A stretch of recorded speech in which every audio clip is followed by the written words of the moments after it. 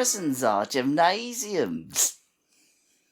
Hello, and welcome to the Saladcast on Sunday, the 1st of June, 2025. I'm your host, Dan Train. Joining me today, Zachary Burgess. For the not important at all podcast before next week. And Robert Kemp. I mean, it's important for a very important reason. Importantly anticipatory. What do we think of Dr. Pepper Cherry? Tastes exactly like every other cherry drink. Have you tried this? Yes. Yeah, Zach's already sipped it. I'm about to sip it. ASMR sipping. Yeah, I kind of agree. It does just... Dr.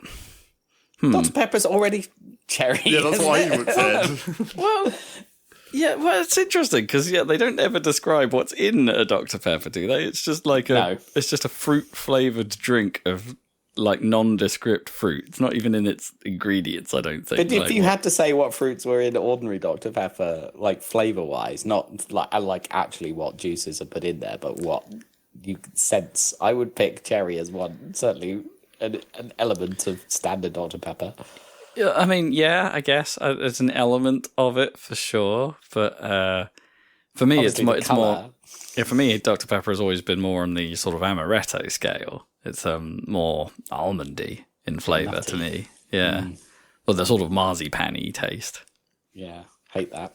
Do you not like Dr. Pepper in general then? No, marzipan. No. I don't really drink Dr. Pepper. I can't remember the last time I had a Dr. Pepper, honestly. Just try again. Or I don't remember the last time someone had it in their fridge, when I went around theirs or anything like that. Doesn't even factor. It's not a regular purchase for me, but I will sometimes lean towards the doctor for some refreshment. I have my peanut allergy excuse for not bothering with nuts and almonds and marzipan and shit like that in general.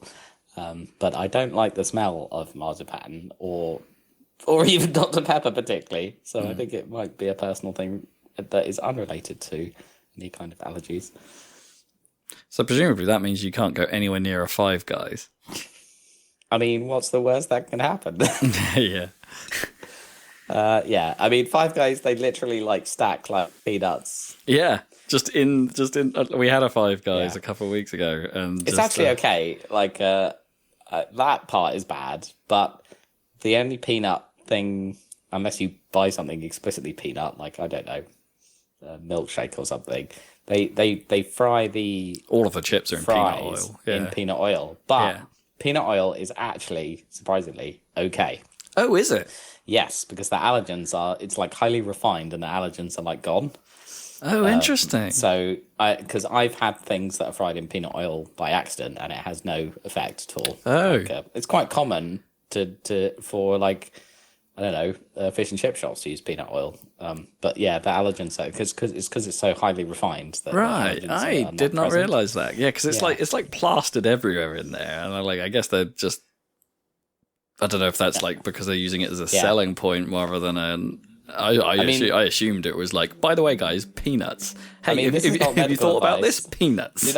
If you are actually severely allergic to peanuts, obviously don't go near a Five Guys, but I'm okay. Okay. Five Guys review, because it's been a decade, I think, since I last had one or something ridiculous.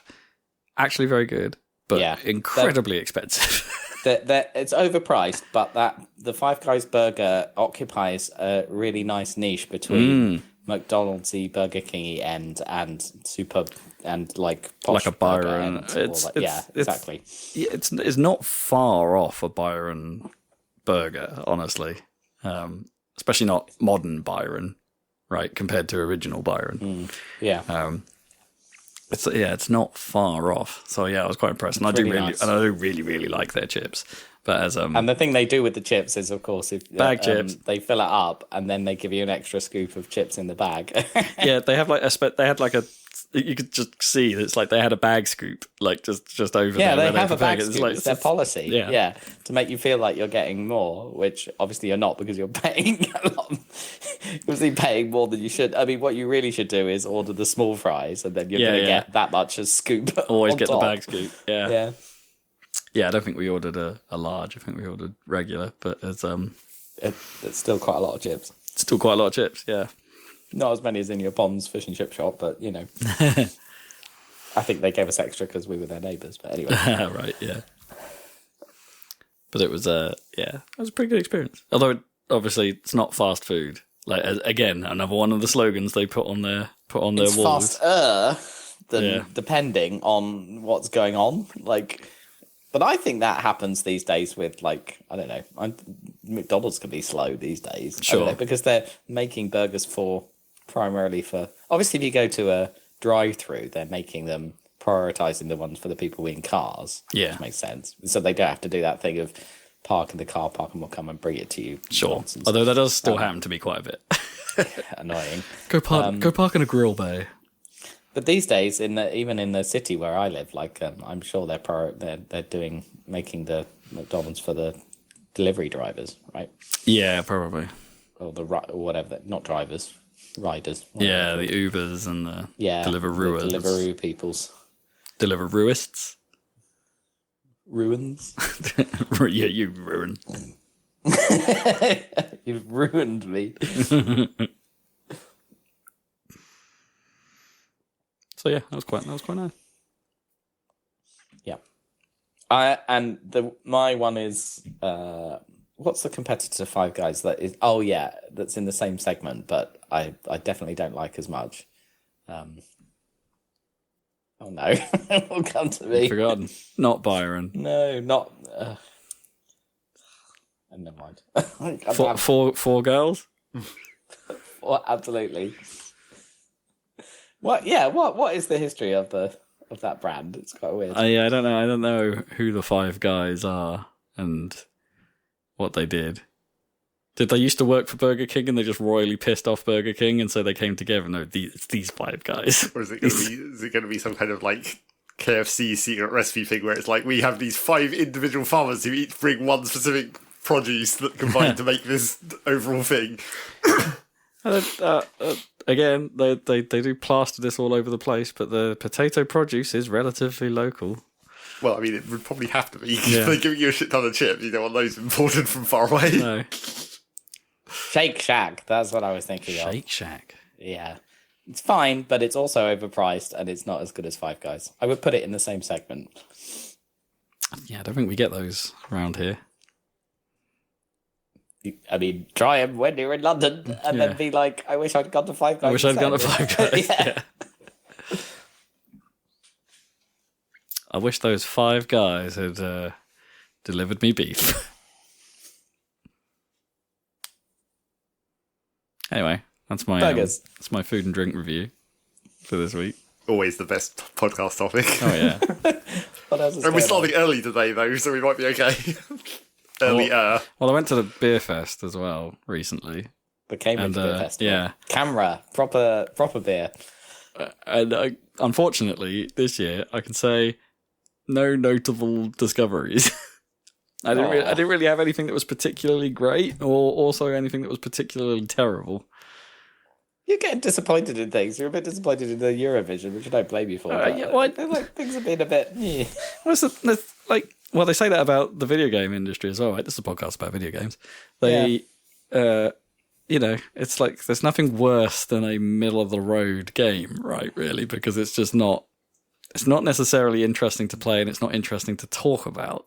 Well, I think in the case of beer, you have a much narrower window of what's reasonable. Like video games, you can make all kinds of bullshit and people will still like it. But in terms of beer, if you want to sell it, you probably need to narrow that down at least a little bit. I don't know, beer's quite broad a spectrum. Quite, but like not, and also it's much easier to like run out of ideas for beer than video games, I would say.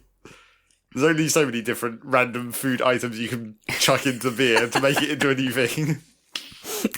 I suppose, but it's quite a lot of food items. I feel like that the kind of art that has that spectrum where the bad part version of it can be funny or interesting because it's bad. Sure. Yeah, it's like you get that in visual arts, and obviously you get that in movies, right? Bad movies can be fun. But bad games, like, you kind of just need to watch other people play them, because actually playing a bad game is terrible. Yeah. Or like bad beer is just bad. You know what I mean? It's like, I'd rather have a mediocre game than a bad game, whereas with film, maybe I'd rather watch a bad film because it'd be more interesting than a mediocre one. I suppose bad food and drink is tough, right? Like, yeah, you can't necessarily have that same experience all the time, unless it's like truly awful. Like, but then sometimes that's funny, right? So that has happened to us. Like, you know, the stubble burner is infamous in our crew because I ordered a stubble burner. Clue should have been in the name, really. And it was the weirdest tasting beer I've ever experienced. It was more like a vinegar. That's the only way I can really describe it. It was kind of, it was not pleasant. It was the only beer I think I've ever taken back to the bar and said, "Is this right?" And they were like, "Yeah, it's a bit of an acquired taste." And I'm like, "Has anyone acquired it?" Is it acquirable? Yeah, it was. So we used it as the forfeit beer for various games we were playing. Nice, perfect use case. So that was okay. But I mean, with bad video games, like I'm glad that stuff like Balan Wonderworld exists because then I can watch the Donkey video. Oh, exactly. You know? And somehow characters, not the main characters or Mr. Ballon himself, but that damn farmer somehow become famous. Yeah, the farmer and his farming song and his dancing. Awesome. It's a terrible game. Of why they put a demo out for that thing so you could experience for free how terrible that thing is. Nice. I haven't played a demo in quite a while. I think the last one I played was like the Kirby game with the Kirby game in the dystopian. Yeah, most recent one. Yeah. That was all right, but it didn't make me want to Demos play are like, demos are back on Steam now. They do their demo fest all the time, multiple times a year. It's like actual real demos. And Zach does actually partake. Well, when I notice, or when it's a genre that I care about at all. Hey, there's a Stellar Blade demo on PC now. Is there? Yeah. Cool. You've got to play that. I mean, you've probably got it on Game Pass, the full game. So, no, because Stellar Blade is kind of Sony tied. PlayStation. So, that probably isn't coming to an Xbox anytime soon, if ever. But yeah, I've got plenty of Sony stuff I'll have to catch up on. And But you never catch up on. Well, I can now because I've got a PC that can run it, Well, right? So there's the opportunity is there without getting a PlayStation. Well, you're not going to play Astro Bot anytime soon. No, okay, that is the one I probably can't, because it really does rely on the controller. And I don't know if they've done full DualSense support for It'd be Windows. super weird to port that to PC anyway, because the whole game is about reassembling a PlayStation 5. Yeah, but that's fine. It's advertising then, on a different platform. Here, buy this console that can run a game just as well as the console that it's advertising. Oh well, never mind.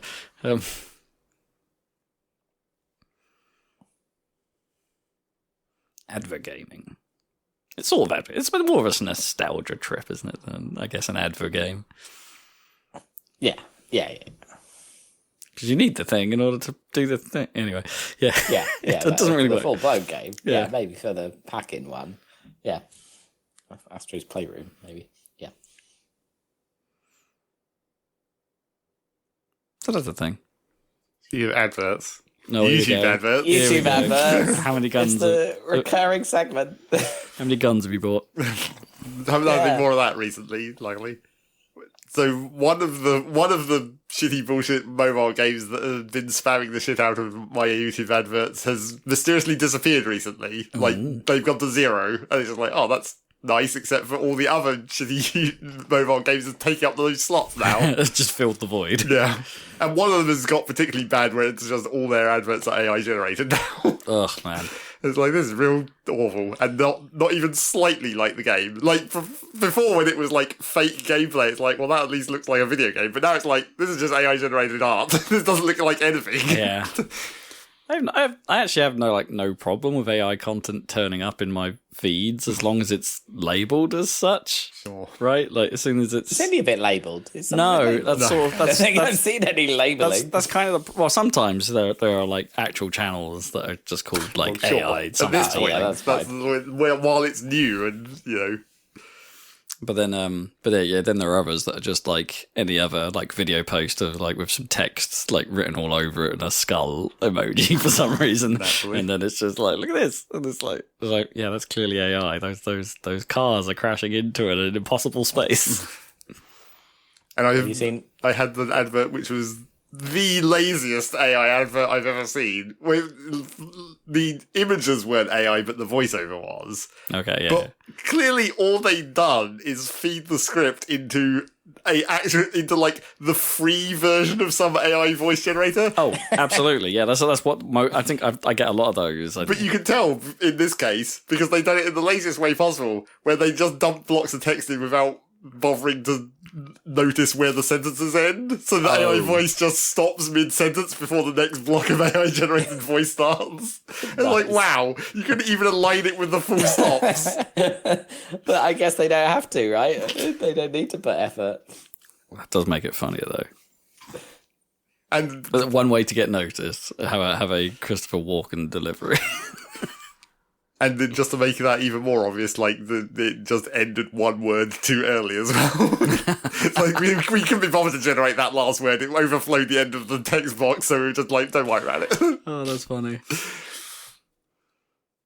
Yeah, they didn't even. I mean, it wouldn't have been much work to just like correctly truncate. I mean, theoretically, that could be a possible indication that it was like maybe Chinese or Japanese, where like punctuation doesn't quite work in the same way, right? Right. Because they usually just have line ends be the equivalent of punctuation in some ways, rather than explicit punctuation like we have. That's not hugely true in a lot of written stuff. Actually, like Japanese does tend to use full stops, but there isn't much in the way of other punctuation. It's like that maybe it could be a sign that it was just like someone who didn't actually know English at all was literally just pasting these words they've been given into a document and not worrying about what it said in the slightest.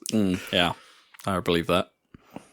But it would have to be a quite like, non-Latin styled alphabet, like, one of those other languages for that to even make any sense. Because pretty much any language is going to have, with Latin alphabet, is going to have some kind of obvious punctuation that you're going to understand what that means. Yeah. I mean, I've had localization done for software I've written before, and like I could not tell you if it was right. I had absolutely no idea.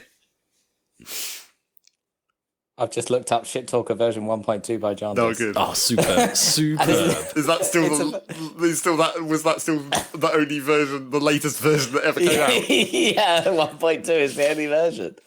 And it's on Internet Archive, and it says that in the description it says that it was used on the All Your Bass video for the It Voice sure of Cats, was. which it absolutely was. Outstanding. Music. For great justice. Move-zig.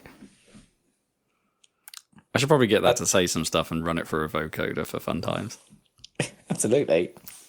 I don't know what they used, but they did something similar for the voices in Wipeout 2097. They found like a pretty rubbish voice generator. Maybe it was Shit Talker, I don't know. And then sort of pitched it down a bit, and then that made the sort of like shield energy low. Missile. Yeah.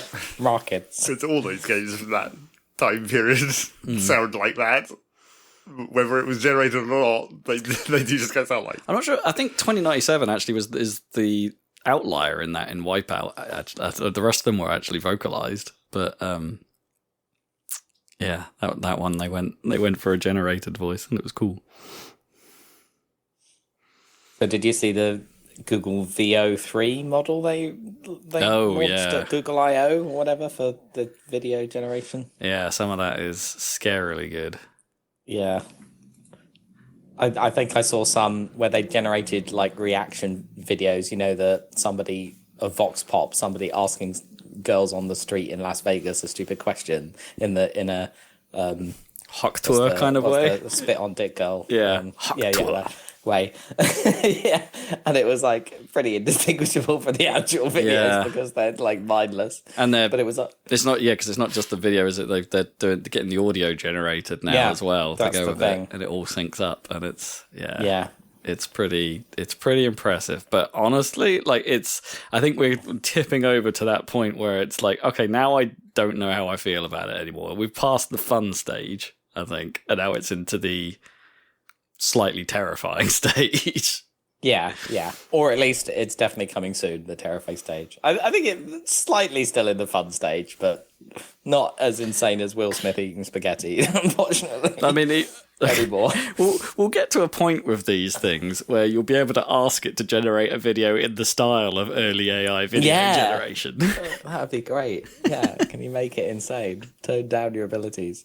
Wait, but it wouldn't actually do that though, would it? Because it would just literally be looking at data from, they'd be looking at videos from that time and then just copy pasting it. Basically, it's like you wouldn't have to even regenerate that. Well, maybe not, but I mean, I definitely enjoy my fair share of image generation. That's okay, but like, you actually still do it yourself for fun, like prompting and making random images. Oh yeah, I mean, Gemini is actually pretty impressive with that stuff. Gemini is pretty good. I've realised that my work is paying for Gemini because we use the Google suite, so I've started using that more. Man, I mean, it's pretty good even if you don't paying for it. Like, just the freely available Gemini image generation is really good. Like, I mean, I have a running joke with work at the moment where they decided to do that thing where it's like, hey, here's an email about Teams etiquette and video calls, and it's like, here are your company sanctioned backgrounds you should use for your video conversations.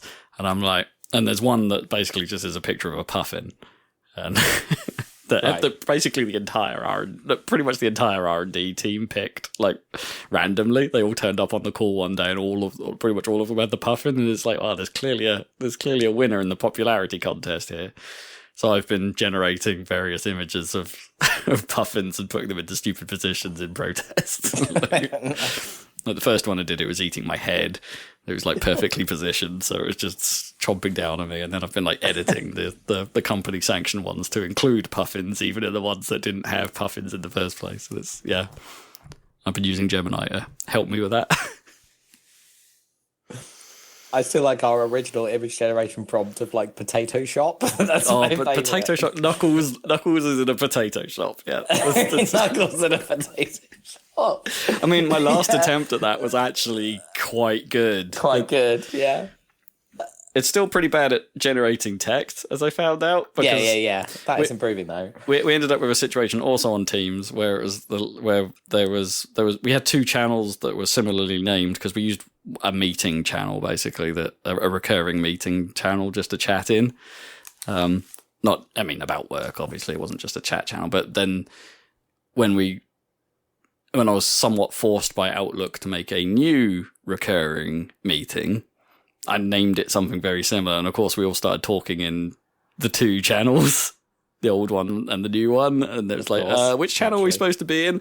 So I decided to try and get AI to generate a giant banner that said, don't use this chat. And of course, it couldn't do that. It just came up with gibberish. But at least I can still see this big red gibberish whenever I accidentally click that channel. And it's like, oh, okay, I know what that meant. I don't understand why they can't, because the LLM models, like, some of them are now tuned so that they prompt themselves in a loop. Obviously, that's more expensive and it takes longer, but they can look at their output and then rethink. But surely, I think Gemini does. Why can't they do that with the images, where it can look and then try to read the text back and go, "Oh, I got that wrong." Yeah. Exactly, and correct the spelling or whatever. Yeah, I wonder because it would take longer. I think Gemini does do a bit of that, right? Because you can click the show thinking drop down, and it sort of it shows you it gives you a bit of a description of its reasoning. Right, that's quite good. It still doesn't do the thing. Like, Gemini is actually really bad for giving you sources, though.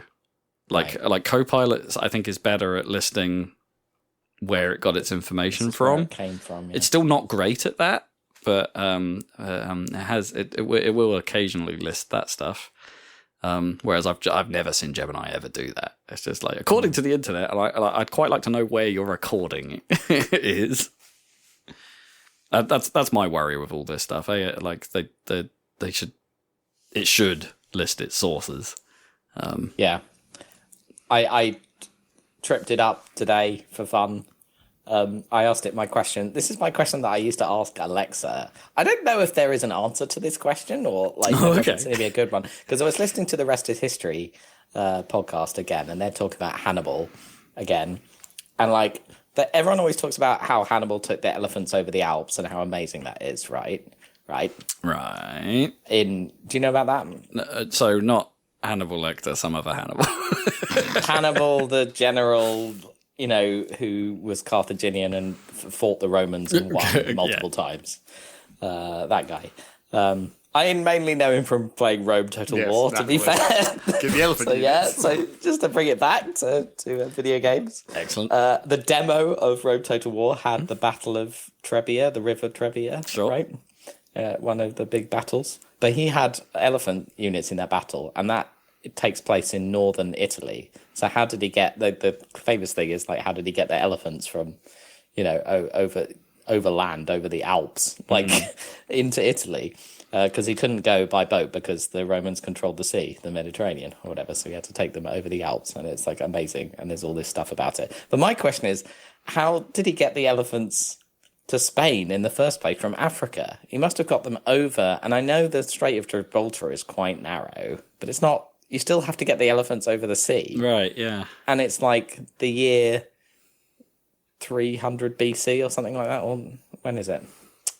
Anyway, and then there's a bit, and so there was a bit in the rest of his history where he gets the elephants over a river, the River Rhone, and he's describing how they made these rafts, and then they put earth on the rafts so that they looked like part of the bank, so the elephant didn't realize, and they herded the elephants onto the rafts, and then they broke them free or whatever and managed to get the elephants over the river. Okay, fine. But what about the sea? How did they get them over the sea? So I asked Gemini, how did Hannibal get elephants to Spain from North Africa? And Gemini has obviously read all the same sources, and there aren't any. I think there aren't any good answers to this. So it's like, oh no, Gemini's like, no, you're wrong. It was a land. They went overland. The Strait of Gibraltar is overland from Africa to Italy, and what? I'm like, no. I'm like, It's the Strait of Gibraltar it's is the sea. That's why it's called a strait. And he's like, well, I know how they got them over there. It was a real challenge. The real challenge was getting them over the River Rhone. They had to make these rafts and stuff. And I'm like, I think crossing a river is easier than crossing the fucking sea. And yeah, it basically can't. It failed because I don't think there is an answer. Or there isn't evidence for it. But it still presented you with something with confidence that is like clearly wrong. Yeah, I ran into coding issues with that again this week. Like I finally found like an area where it's really pretty useless, and that's because I had to do some work with Wix installers. God, installers are terrible. I mean, not Wix, the website builder. There's a competing toolset also called Wix. Well, it's not competing, but there's another toolset called Wix that is WIX, but something else. Yeah. For Wix toolset, which is for building MSI installers. I was getting some weird and wonderful errors with that, so I asked Copilot, and it could not give me good answers. It was all nonsense. Yeah. I really try with it, and sometimes it's helpful, but I don't know. Maybe I just know too much. It should be. What if you didn't know? If you weren't like you and me, who'd been working in this exactly, industry for that's what 20 really years, that's what really worries me about this stuff. It's like it's so far from being reliable in this aspect. Like it might as well say, why don't we just, why can't we put UV in people to cure COVID? It's that kind of it's that kind of level of stupidity. Right. Not quite Donald Trump level of stupidity, but I don't know. Getting there. I mean, it probably has absorbed that information. Yeah, that's true. Some say that UV in the body. Source, the President of the United States said. Yeah. Well, I think there's another big breakthrough still to come on AI that would in order for it to be able to figure out when it's wrong in some way, or to question itself and thus learn from it. I know that is the singularity, Right. but where we're at right now just isn't. It's not going to change the world as it is right now. I mean, when ChatGPT came out and everything, there was a sudden rush and everything, and that was definitely felt like a jump and then a plateau. But it's hard to tell if there's going to be another jump. Yeah, imminently, I feel like we're continue to plateau. I feel like we're missing something at the moment, like some missing ingredient to the whole cocktail. That I'll tell you something that I tried that worked really well is, first of all, the Microsoft Teams meeting transcripts, so it gets all of everything everyone says, and that's pretty damn good. Oh, those summaries, those summaries are great. And then turning that into a meeting summary, amazing, better than I could ever do myself. That stuff is fantastic. Yeah, one of my colleagues has that and turns it on for things, and it's just the only way to do that yourself would be to not be in the meeting, but watching it back, taking notes, and then iterating on those notes. Yeah, going back on it later. Yeah, it would take like an hour to produce what it produces if you weren't in the meeting. But if you're in the meeting, you're trying to participate in it. So it's like I don't know how some people are amazing at taking meeting notes, and it's so cool. But I mean, if the computer could do it better, then I'm so happy about that. And then I can store it, and then if I remember, somebody said that thing in that meeting, I could just search for it. It's amazing. That's like the best thing I found so far. And the only thing is, you have to ask people, is it all right if I record and transcribe this meeting? Because it's not on all by default or whatever. So you have to remember to turn it on at the start of every meeting, and you have to tell everyone, it doesn't I'm going to record this. Is this okay? Copilot in Teams does at least notify everyone. Like there is a pop-up. There's a pop-up that says, by the way, Copilot is processing this. Which is good. Yeah. But yeah, it's pretty amazing. And it means, and that almost makes virtual meetings better than real meetings, right? You'd have to record real meetings to get the same effect. Annoyingly, like in the ones where people have used it, where I've been in, it's like it somehow knows to filter out the stupid comments that people make. Like if someone makes a joke, it doesn't, like, somewhere in the notes as like, and Rob said this was dumb shit. Yeah. Or Rob said something irrelevant, and everyone laughed. Everyone laughed. Because I've tried. So if you got the built-in summary thing in Teams, because I've tried taking the transcript out of Teams and pasting it into Gemini. Oh, interesting. No, I've not tried that. That, I mean, obviously that's more effort, but that worked quite well. Mm. That would probably say, and Rob said something hilarious. Yeah. Like, provide a ranking at the end of at the end of the meeting of the most useful and time wasty people in this meeting. I would rank quite high on the time wasty. Yeah. Clearly, what you need to do is like the old classic, like I used to do with IRC, where you'd summarize like a month's worth of chat logs. But in that case, it's old tech where it's just like it would just pull the most used words or whatever. Kind of thing. Yeah. But you want that because if it's recording all the information, you should just be able to, like, at the end of a month be like, summarize all the non-important information that was in all these meetings, and then see what the random bullshit people said was. Tell me all the stupid shit for the last month. That would be amazing. I wonder if we can run this podcast through a transcribe. Yeah, probably. This is all bullshit. I mean, that would be a problem. We wouldn't be able to pick anything out. No, but we give it to the AI to then write the blurb for us. Or you give the transcript of one of our regular podcasts to a meeting transcriber and see if it thinks anything's important.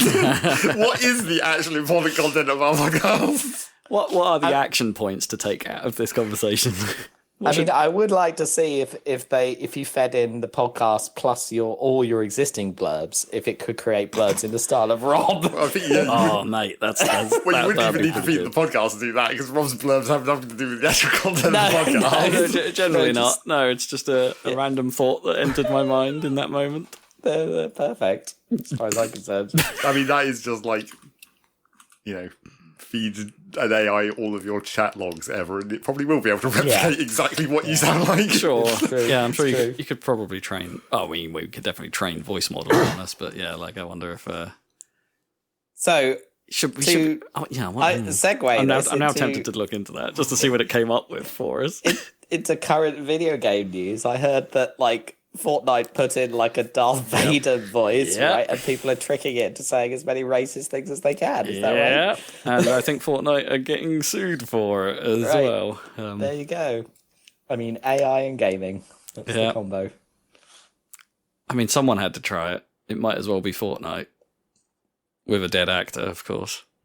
Yeah. I mean, but James L. Jones did sign away, like, record a voice print on purpose, right? And sign away his voice and everything.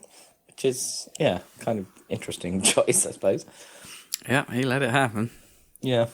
It's all your fault, James. I mean, sure. I mean, one of those things, like, I guess if you, like, say to do it and it's like, well, you know, when I'm dead... It like doesn't matter to me what you do in my voice anymore. Yeah, it's true. With my silky voice. You won't even know if we're alive or not when we record this podcast. Yeah, we're past that point. This could all be AI generated. You never know. Because one thing is, because it's responding to people chatting in real time, right, in the Fortnite. So like. One thing is they've got the voice generator, okay, synthesized, or no, the AI voice generator with the print of his voice or whatever. But then they're using an LLM to generate the responses. But who wrote the prompt to describe the character of Darth Vader, right, that feeds into the LLM? I mean, that's not that difficult, probably.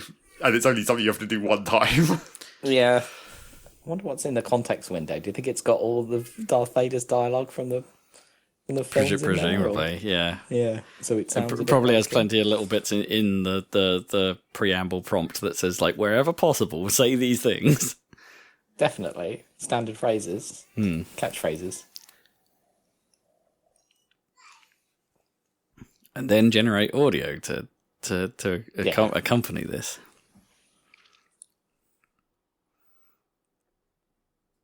I don't think. AI is your use of this word is. I don't think it's gonna like be that good for NPCs in video games or in RPGs. No. Can you imagine LLM generated responses in RPGs? I'm sure that's coming. They'll be very confident about whatever you say.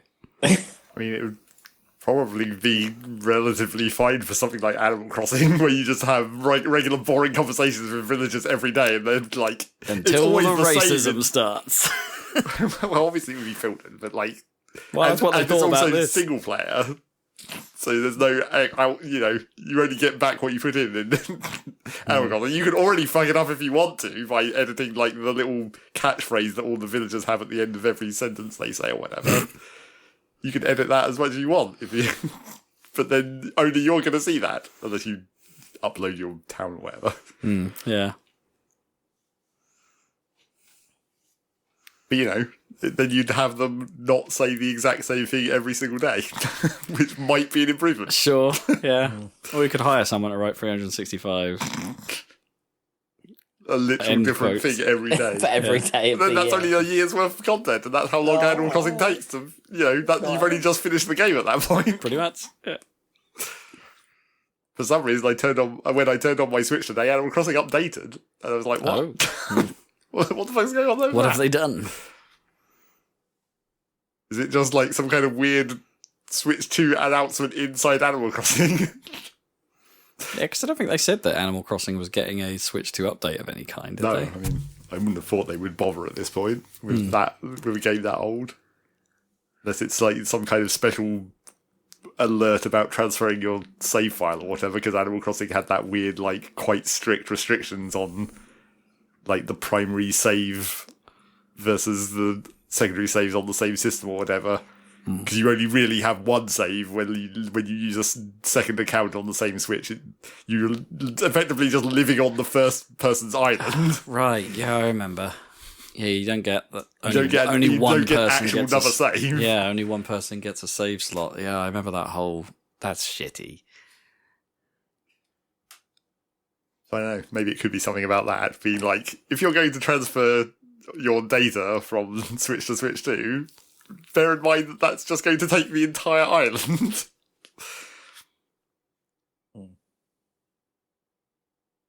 Or maybe it was just some random. Maybe it was just literally like put a Switch 2 model in the game, because you could always have like a little Switch to put on your table or whatever. Might as well just chuck that little extra model in there. It's not even that different. Like scale the model up by 10%, and there you go.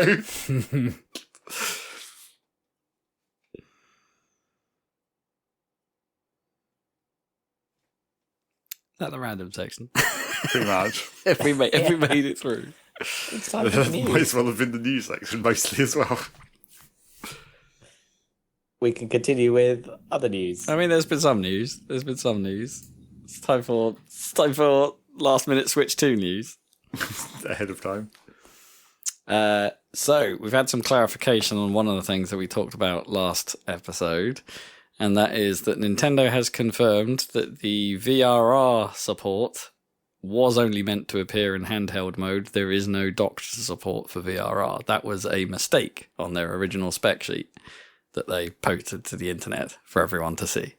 So that's kind of a bummer. Like, it's a little bit of a step back, I guess. I mean, I get the hope is that the docked performance is good enough that VRR isn't a necessity. Whereas, I guess you could argue that the handheld is, when it's going to be running in a lower power mode and isn't going to be running all its normal bells and whistles, so that's probably where VRR is most needed. And I guess for compatibility reasons, maybe VRR isn't so good, isn't so, widely available in TVs. I don't know. Actually, I have no idea what the state of that is. Still, a little bit of a bummer. Yeah, I guess. It's just mainly annoying that they just, they got it wrong, and it's like, oh, it's got VRR. It's like, oh, wait, but it's only kind of got it. Yeah, you know what I mean? It's that walk back that's annoying. Yeah, I guess so. I suppose, yeah. I mean, it would be nice. But I suppose, like, the VRR is for the mobile display, and then they reduce the power, right? So they clock it back, basically. So you're lower resolution, right, on the display than on a 4K TV. Yeah. And then presumably they clock back, so you're going to end up with slightly lower frame rates, but then you have the VRR to compensate, so that kind of makes sense. But I suppose it would have been good to have, your 4K image on the screen, which will be upscaled. Even on Switch games, it's upscaled, right? Like when you run. Oh, sure, but it'll be using either the switches upscaler or your TVs, depending on how it's sending the signal. Probably the switches in most cases, or maybe both. Like, because the Switch only outputs up to 1080, right? And then your TV's probably doing some legwork to push it up to the 4K panel it has. Yeah, is that right? I don't know. I don't think the Switch definitely doesn't output at 4K, right? But then but the Switch 2 does, right? Yeah. So if the Switch 2 would be outputting at 4K, then it will be the Switch 2's upscaler. Yes. That'll be doing the lifting. And then it's up to the developer to make sure it's a locked 60. Whereas if you had VRR, you wouldn't have to maintain a locked 60. No. Which it would still be desirable as a performance target, but it meant it could smooth over bumps a bit better. Yeah. I feel like that's an advanced feature. I mean, it'd be nice. It's 2025, I know, but if you're doing a full-blown PlayStation 6 or something, you want 8K, VRR, everything. But I feel like this is okay. I mean, let's not forget the PlayStation 5 didn't launch with VRR. That came quite a lot later. Yeah. I suppose for this, I don't know what the hardware limitations is, but could you put it in by just replacing the dock? Would you have to replace the console to support it? I mean, I guess it's plausible. It could be a dock only thing. You'd have to. It depends how that has the HDMI 2. Yeah. I mean, I guess it depends on if the NVIDIA chipset clearly supports it, right? Because it can drive its own display. Indeed. So, it could be a dock thing. Because let's not. Steam Deck added VRR through the official dock after launch. After the fact. So the original dock, it's the same dock, it's the same hardware, but they added VRR to it. It doesn't work for me, but there you go. But they did it. I think Nintendo were just saving a little bit of money. Yeah, I think that's exactly what it is.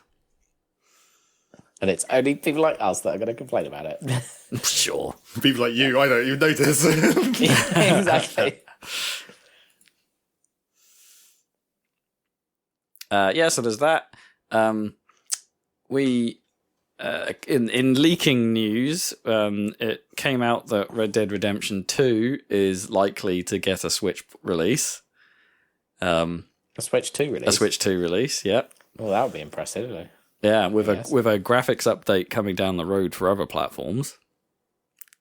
So I guess similar to the GTA 5 update they did somewhat recently. There's it feels like it would be harder to put the ray tracing into Red Dead 2 than it did in GTA 5 somehow. I guess it would have less of an impact, right? Because the volume of reflective surfaces is just less, right? There's not so many. A natural environment. Yeah, I guess the cities and the town, like the windows, I guess could have some ray tracing on them, and maybe the mud puddles and rivers, Avalatain, rivers and lakes. That could be where they use some ray tracing tech. Maybe there's it'd be quite an overhaul, but maybe there's some GI going on for lighting.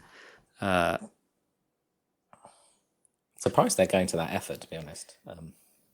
But anyway, cool. Anyway, that's the leak. Might not be any truth to it, but that's what is supposedly coming. In other more prominent leaking news, people got the Switch 2 early, as you might expect. Opened up the box, tried to use it, and found that they can't because there's an work until the launch. Yeah, there's a day one patch required to even let it play games. So, the assumption is that this was Nintendo's strategy for keeping it under wraps, but also why they didn't send out review units to anyone, right? Because there's it's all behind this patch that they're not going to release until day one.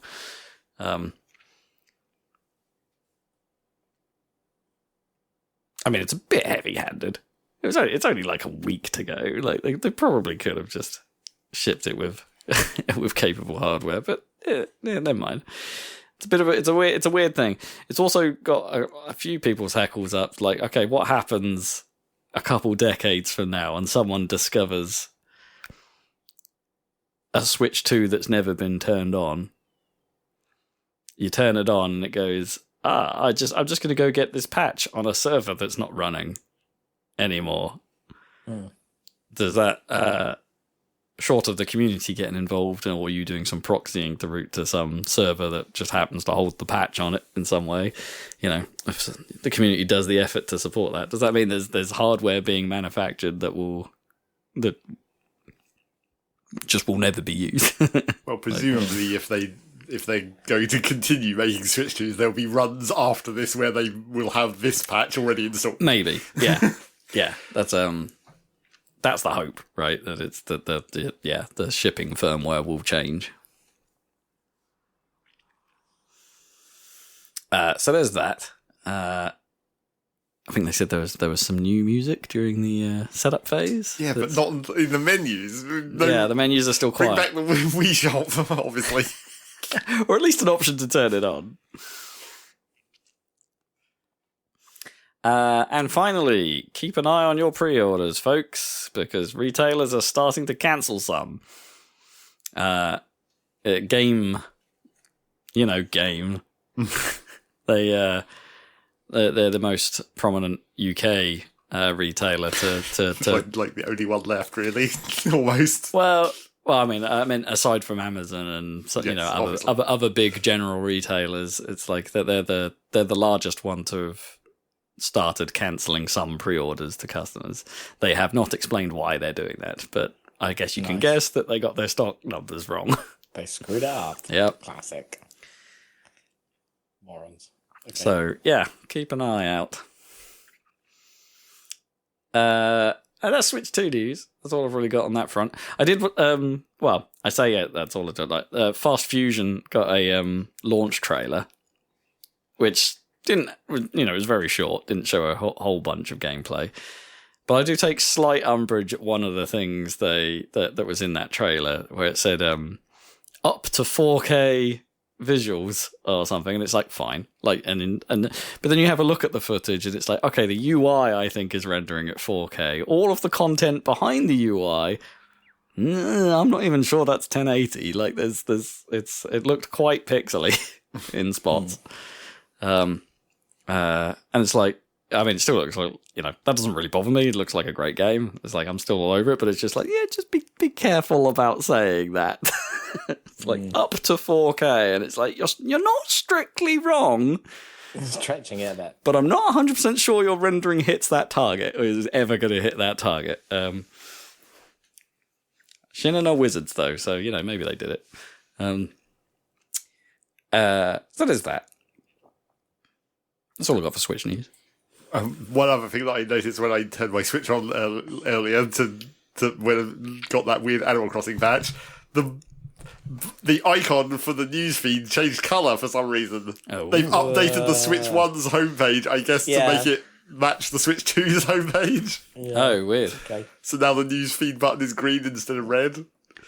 Do you reckon the two will basically be the newsfeed will effectively just be the same between the two platforms? Well, I don't know if necessarily the feed will be, but I don't think the icons are going to change. Right. I'm pretty sure the general look of that UI is going to be very similar. Yeah, I meant like even how it just worked or functioned, if there will be any thematic differences, you think, or...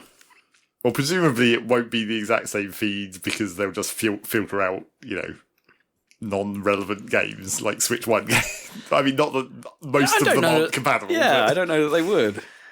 I'm sure if you... It might be the other way around. They might filter out Switch 2 from Switch 1. Sure. But then they might not do that because they want you to buy a Switch 2. Like, maybe. I'm not 100% sure. Who really knows what the exact way that the filtering works on that is? Because, obviously you have, games you've played, you kind of automatically get into the filter for that or whatever. But then you can set it manually as well. And then they're just the advertisement ones, I guess, for presently popular games and upcoming stuff. Whatever Nintendo themselves want to put on there. So presumably that, they could, when they're doing those ones, they could easily just be tagging them whether it's relevant to Switch 1 or not. Mm. Or maybe they just won't bother.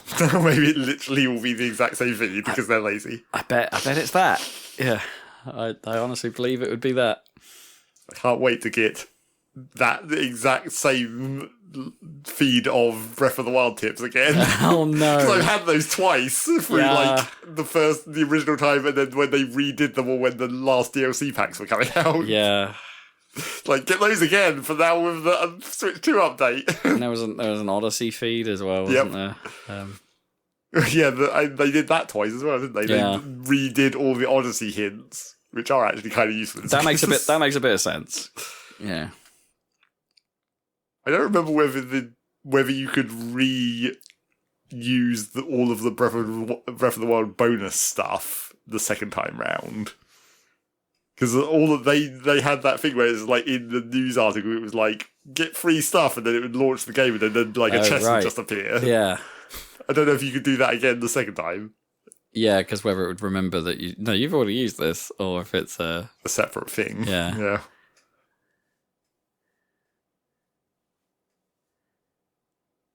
Anyway, exciting times. Look forward to Thursday next week, and then get ready for 3 days later because Microsoft will be doing a showcase on June 8th. So, and then Summer Game Fest kicks off not long after that. I haven't got the date in front of me, but it's all pretty soon. So, what are we hoping to see out of Microsoft? Monster Truck. Yeah, they suddenly get one of them.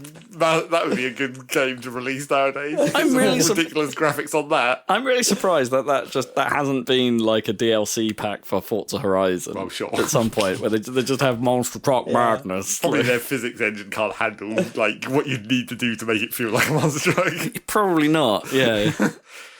They would probably have to do some work to make Monster Truck physics. Yeah, I don't know. I don't really know what I'm looking for. I mean, obviously an F-Zero game, but that's not Microsoft. No, it's not Microsoft. But I mean, from anyone, I don't really know what I'm looking for at the moment. I guess I just want I want to feel like there's games where I can just hook into, like, I feel like I've seen a trailer for a long time that's made me go, ooh, I want that. Like aside from maybe Mario Kart World, right? Like, I sort of want Star Wars XCOM for some reason. oh right, yeah, Not massively, but I was like, "Is this Star Wars XCOM?" Oh yeah, oh yeah, it is. Work. Yeah. Anyway, but yeah, I get your point. Yeah, it's been a little while.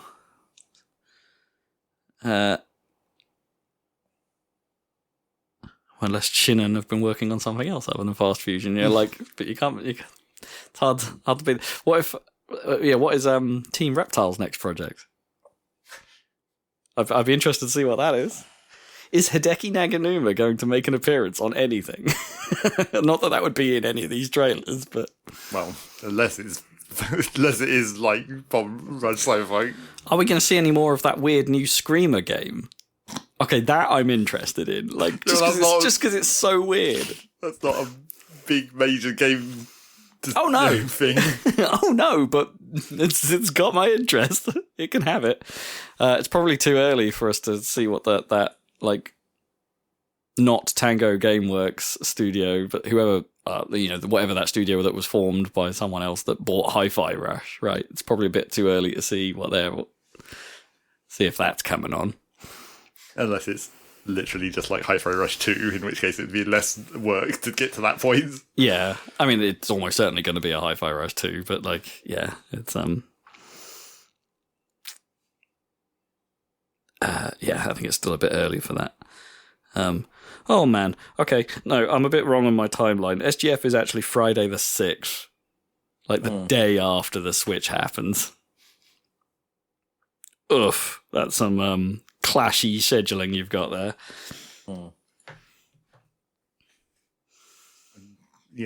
Is Nintendo even going to do one in this time period, like post-launch of Switch 2? I doubt they'll do a direct anytime during this period.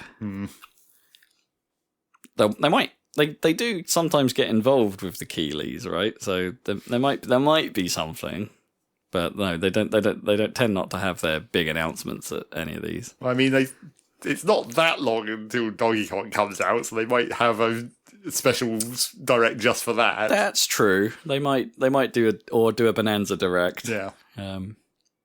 That's true.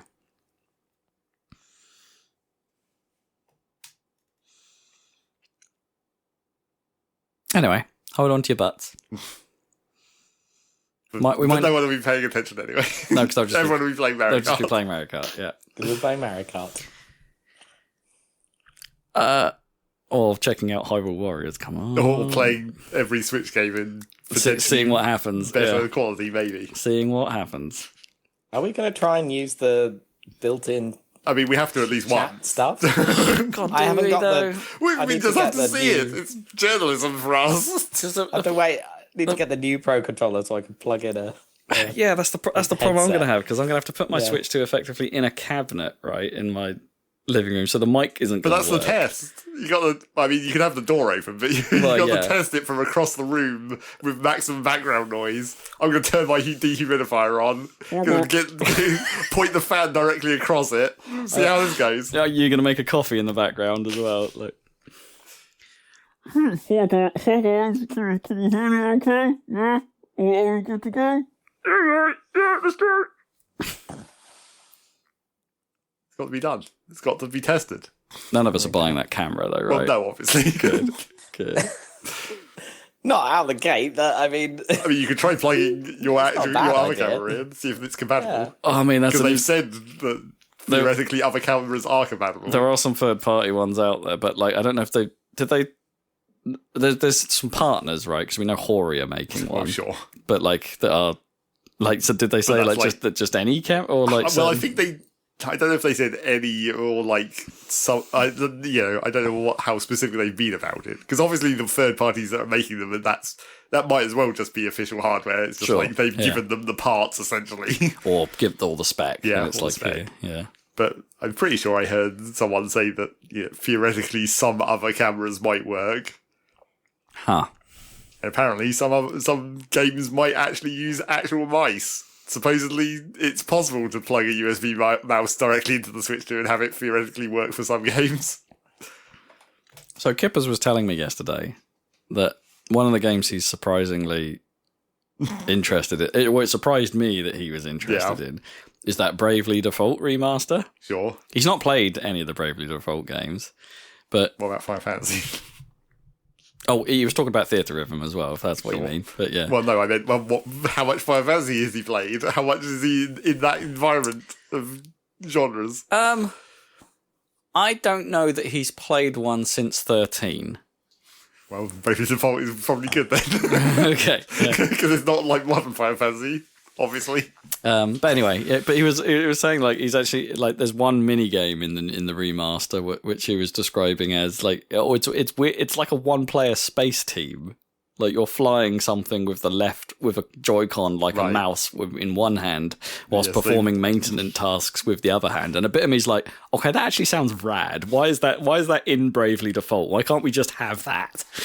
Well, sure. I mean, if you want to make it a full game style, but yeah, I'm sure it's not actually going to be good in any way in Bravely Default because that's obviously bullshit minigame extra that they've added to bump up the price essentially of this remake. I mean, it will be nice to have, a better functioning menu for dealing with all the rebuilding the town bullshit that used to be like bottom screen, touchscreen stuff on the DS version. Yeah, which they're definitely going to have to rework. Yeah. But the rest of that game, it's just like regular Final Fantasy menus. There's no upgrade there really. Although I did hear supposedly that game is like quite heavily supportive of mouse mode. Like you might actually be able to literally play it using the mouse. Yeah, I heard that too. That's interesting. It will also explain why they would put like mouse style, a mouse control minigame in, or dual mouse minigames in.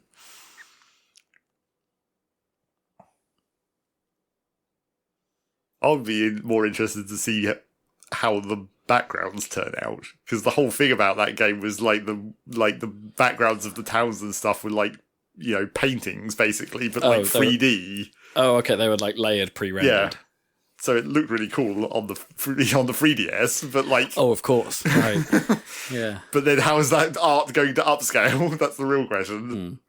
Presumably they'll either have redone it or worse, and Square are not immune to this. They will have like got rid of that whole idea, maybe. Well, that, or they will have AI upscaled it in some way, like auto upscaled, which they have done in some of their remasters in the past. To terrible results. And then obviously the other secret question about a Bravely Default remaster / remake is: did they change how that game ends in any way? Oh, right. Are you still going to have to grind your way through like the 4 subsequent worlds or whatever? That is such a put-off, how you described that ending. Yeah, you might have to go back in time and listen to our previous podcast for the detail on that. Yeah. But it sounds kind of rough. Like, thematically, cool, I guess. Yes. Like, it fits with the story, but yeah, gameplay-wise, that sounds like a hard ask. I suppose, well, then again, coming from someone who, we're near Automata, sound like if you put that in this, it's like, that's kind of a hard ask, right? It's like, play the entire game again. Yeah. But it's not the entire game. Some of the rest of the game comes after you've done it twice. Yeah. It's... all right, are we done with Switch news? Yeah. EA continues to be EA. In that they've closed another project and studio. Yay! Woo, which one is it this time? So this time it is the Black Panther project that they were working on, the Marvel game, and the studio Cliffhanger Games, which I don't know that that's all too surprising, given that we hadn't really seen what this Black Panther game was. We've known about it for quite a long time at this point. But also, Cliffhanger Games are essentially an offshoot from Monolith, who they also closed recently. Aww. EA didn't close them. Sorry, that's a lie. Warner Brothers closed Monolith recently, right? So this is the weird thing. Like Cliffhanger was saying they were going to implement like a nemesis system in this game against the Skrull, and I'm like, when I saw that, I'm like, could they do that? Wasn't that a whole thing that Warner Brothers patented the nemesis system in some way? Like, all a bit weird. Unless this is the reason, like they couldn't actually do it. Well, unless the idea was that because it was an offshoot, they had some like patent inheritance of that of that code or whatever. Oh right, that the staff that moved. Because I think Cliffhanger was founded by people from Monolith. Yeah. So it's so that the staff moved, like maybe they held a license to the patent or something. I mean, I'm sure it's not how it actually works, but you'd hope in a sane version of patent law that like if you were the literal person who invented the thing, if you moved to another company, you should be able to use it again because it came from your brain and it's still in there. Sure, yeah. I mean, but that's not how that works. That isn't how that works. No. That's yeah. So it's a bit hard to feel. I mean, yes, it is. You know, it's another studio closure. Feel bad for that, but it's hard to feel bad about something we never saw. Well, it's also hard. It's also, even nowadays, still kind of hard to feel bad from movie tie-in games. Well, and that, yeah. They've been less bad in the recent years, but, you know, it's a long legacy of real shit. Sure, other than Spider-Man, I don't know that Marvel's had a particularly good track record. Okay, No. And Rivals more recently, I Sure. suppose. I don't know that Marvel's had a particular... Oh, no, okay, no, take it back. Guardians of the Galaxy was good. I enjoyed that.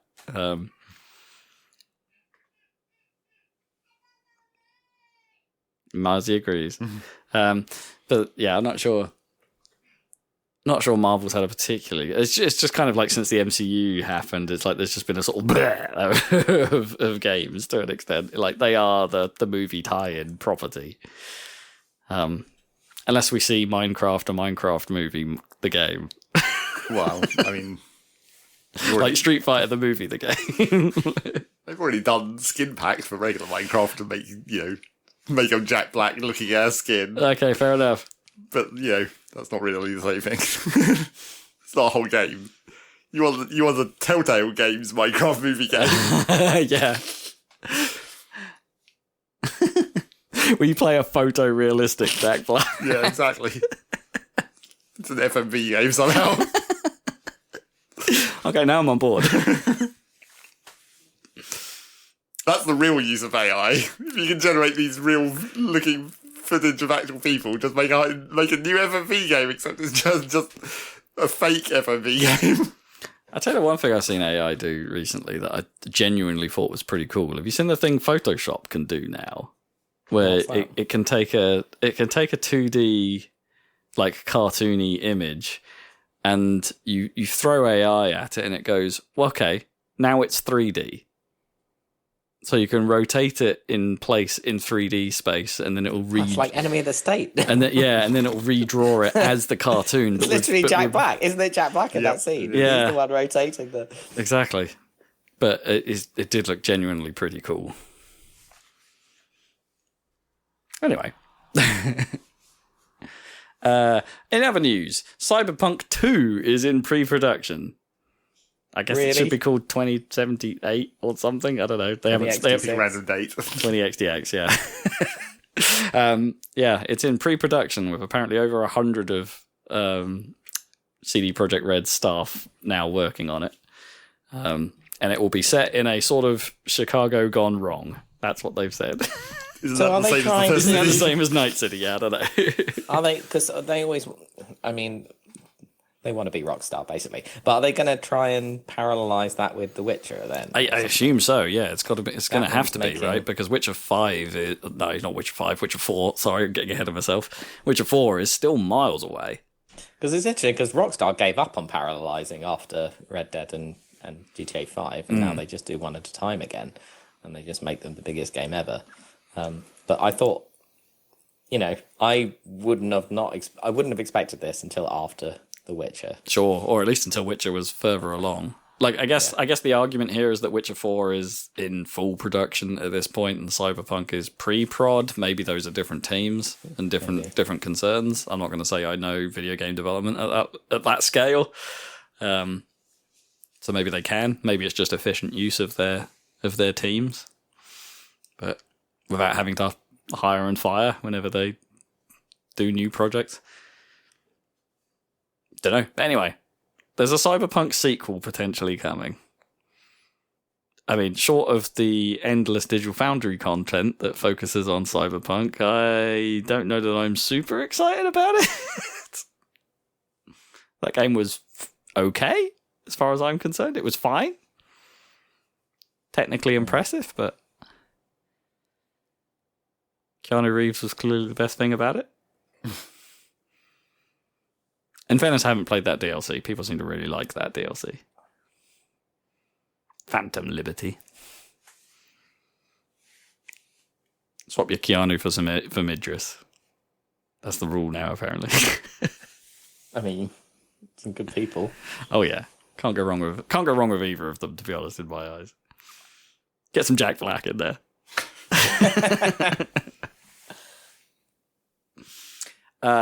In other sort of new game news, Hellblade 2 is getting ported to the PlayStation. It's the latest Microsoft product to make the jump, but it's coming with PlayStation Pro upgrades. So it would be making it possibly the console version, the best console version, which is interesting. So that's happening. The Microsoft handheld is supposedly back on hold. So we talked about, I think it was a few podcasts ago, we heard about Project Kenan or Kenan.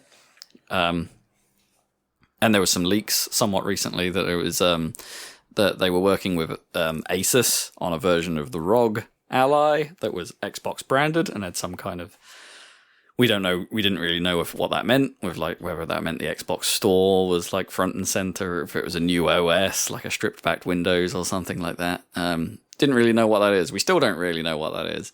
But what the other thing that came out of that was that Microsoft were apparently still working on a handheld of their own, rather than teaming up with a third party to do it. Right. That plan is what is supposedly on hold now. This is all Project Cal, right? Yeah, keeps it laughing in the afternoon. So yeah, it's all a bit. It's everything we know about this has come from leaks and shady sources. There's not been official announcements on any of this, but so yeah, don't hold your breath. Basically, is the message here. There was some talk about like maybe this is because Microsoft need to sort out the OS side, their ecosystem of what would effectively be Windows, right? But not. So it runs a bit. You know, they could run Windows on one of these handhelds without having to make it, without having to make a full-on Xbox, right? Without having to make it like that. It's just the Xbox experience on Windows, which I'm still surprised they haven't done, given that Steam Big Picture has been around for so long at this point, and it's like years. Yeah, still surprised they've never really got it together. Which then leads us conveniently into the next story, which is SteamOS goes country, as they called the release. SteamOS is now available to install on any platform of your choice, with some caveats. It has to be like AMD hardware. It has to be there's a compatibility range, right? That's not too different from what we've seen on the handhelds that it's been officially released on, but yeah, there we go. You can now do it yourself, and people are building mini PCs and budget rigs. Steam boxes. They're building Steam boxes, yeah, and running SteamOS on it, and it's like we're there, guys. It's like maybe a decade or two late than what they originally intended, but like they got there. Good on them. What was needed was a decade of investment into compatibility layers. Yeah, exactly. They got there. And honestly, I think this is a big moment. Okay, SteamOS on the handheld, that was one thing. Getting Proton working, yeah, that's another thing. But opening it up, and with the performance metrics we've been seeing out of it, like where it is just outperforming Windows. It's kind of interesting if you could use that. If you wanted a gaming PC, but you didn't care about using it for general purpose stuff, like me, you have a Mac for your work. Sure, yeah.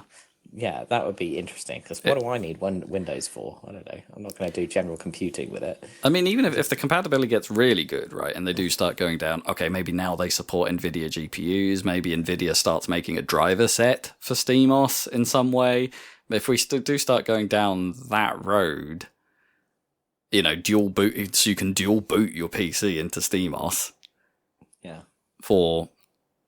If those performance games are noticeable, does that become an option people start to take? Like, it's interesting. Like, is this finally competition to Microsoft? I guess is the thinking. I mean, it's always been the thinking with Steam and Valve and almost anything they do. Is this like, when are they going to start giving Microsoft something to worry about?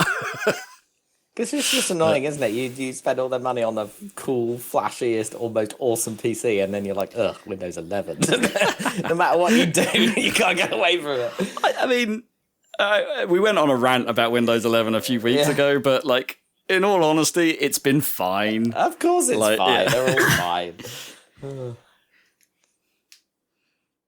fine. But yeah, it does throw fuel on that fire, though. Like, how much bloat really is Windows these days? Yeah. And it's like probably quite a bit. You could definitely dual boot that. Yeah. I'm still annoyed by Chrome bloat. Oh, yeah, I mean, that's huge, yeah. It's really annoying how, like, when I'm on YouTube, when you scroll the page, my fans pick up. Like, I can hear the system go under load just from scrolling the page. It's like, that's weak. Is that the browser or the website, though? It's probably both. Both, yeah. It's YouTube, so it's probably not super... The thing about YouTube and Chrome is that they are kind of designed to work together. Yeah. I mean, obviously YouTube works fine on other browsers, but like literally the YouTube is so powerful that like I'm sure Chrome ships features that the YouTube people ask for. Oh, sure. Yeah. Like some of the stuff, like, the browser API, which I now use, which is like, it didn't used to be possible for a page's JavaScript to tell that you just, not reopened it, but like focus the tab again. You're in another tab, and then you go back to the YouTube tab. So like, I think they introduced that because you can open a bunch of YouTube links in new tabs, and they won't start playing until you actually look at the tab, and then it will start playing. That uses that API. I think that's why that API got introduced. Yeah, I think I've seen that in a bunch of places. I want to say that's not the first time I've come across that. Yeah, but I think it was introduced for that. Oh, interesting. Oh, okay. So some time ago, right? Yeah, it's right, a right. web. Yeah, it's been around a while now. It's a web standard. Okay, I'm pretty sure gotcha. it was introduced into Chrome. So there's definitely pressure to like, I don't know, introduce new. It ends up being an open web standards, but there's definitely new features in Chrome that get pushed by YouTube itself. Sure. Interesting. I mean, that is nice. I do like that. It's that's cool, stop everything playing on top of each other. Yeah. What if you want to open several tabs and let the minute-long adverts all play at the same time? Oh, I mean, that would, yeah, maybe that's probably why they introduced that feature, yeah. Well, it's like you can still do it. Well, yeah, you just have to open manual. each tab manually. Yeah. I'll tell you what's cool about the visibility API. It's like, it works. You don't actually have to move away from the tab. Like if you've got a browser window open with that page on and you go to another like space in macOS, you can create extra desktops, whatever. Yeah. If you then flick Windows back can do that, to the most Linux Windows, distros have that. Exactly. So if you flick back to that, what's it called in Windows? Space. Oh, I have no idea what it's called in Windows. It's not a window. I think it's another desktop. Yeah, I think they call it desktop. If you flick back to the desktop where you left that tab open, it fires the API. So, like, it's like there are multiple ways that it can become newly visible again and trigger it, which is kind of cool. So it can like load new data when you switch back to that desktop or whatever. Yeah, interesting. Something else I've noticed about YouTube videos, like more things it can sense, but like if I'm playing an OST through YouTube, as I do sometimes, and you have Chrome minimized, it doesn't play any adverts because it knows you're not looking at it. Right. Yeah. Yeah. Exactly. Huh. Anyway, that is pretty bad if it turns your fans on. When you Yes. scroll. I mean, I'm sure it's like it's probably just like on an exact threshold with the load of my Yeah. machine or whatever, where it's like the very slight increase in power that it draws from scrolling the page pushes it over that limit. That would be pretty annoying, though. I'd be tweaking the hell out of that.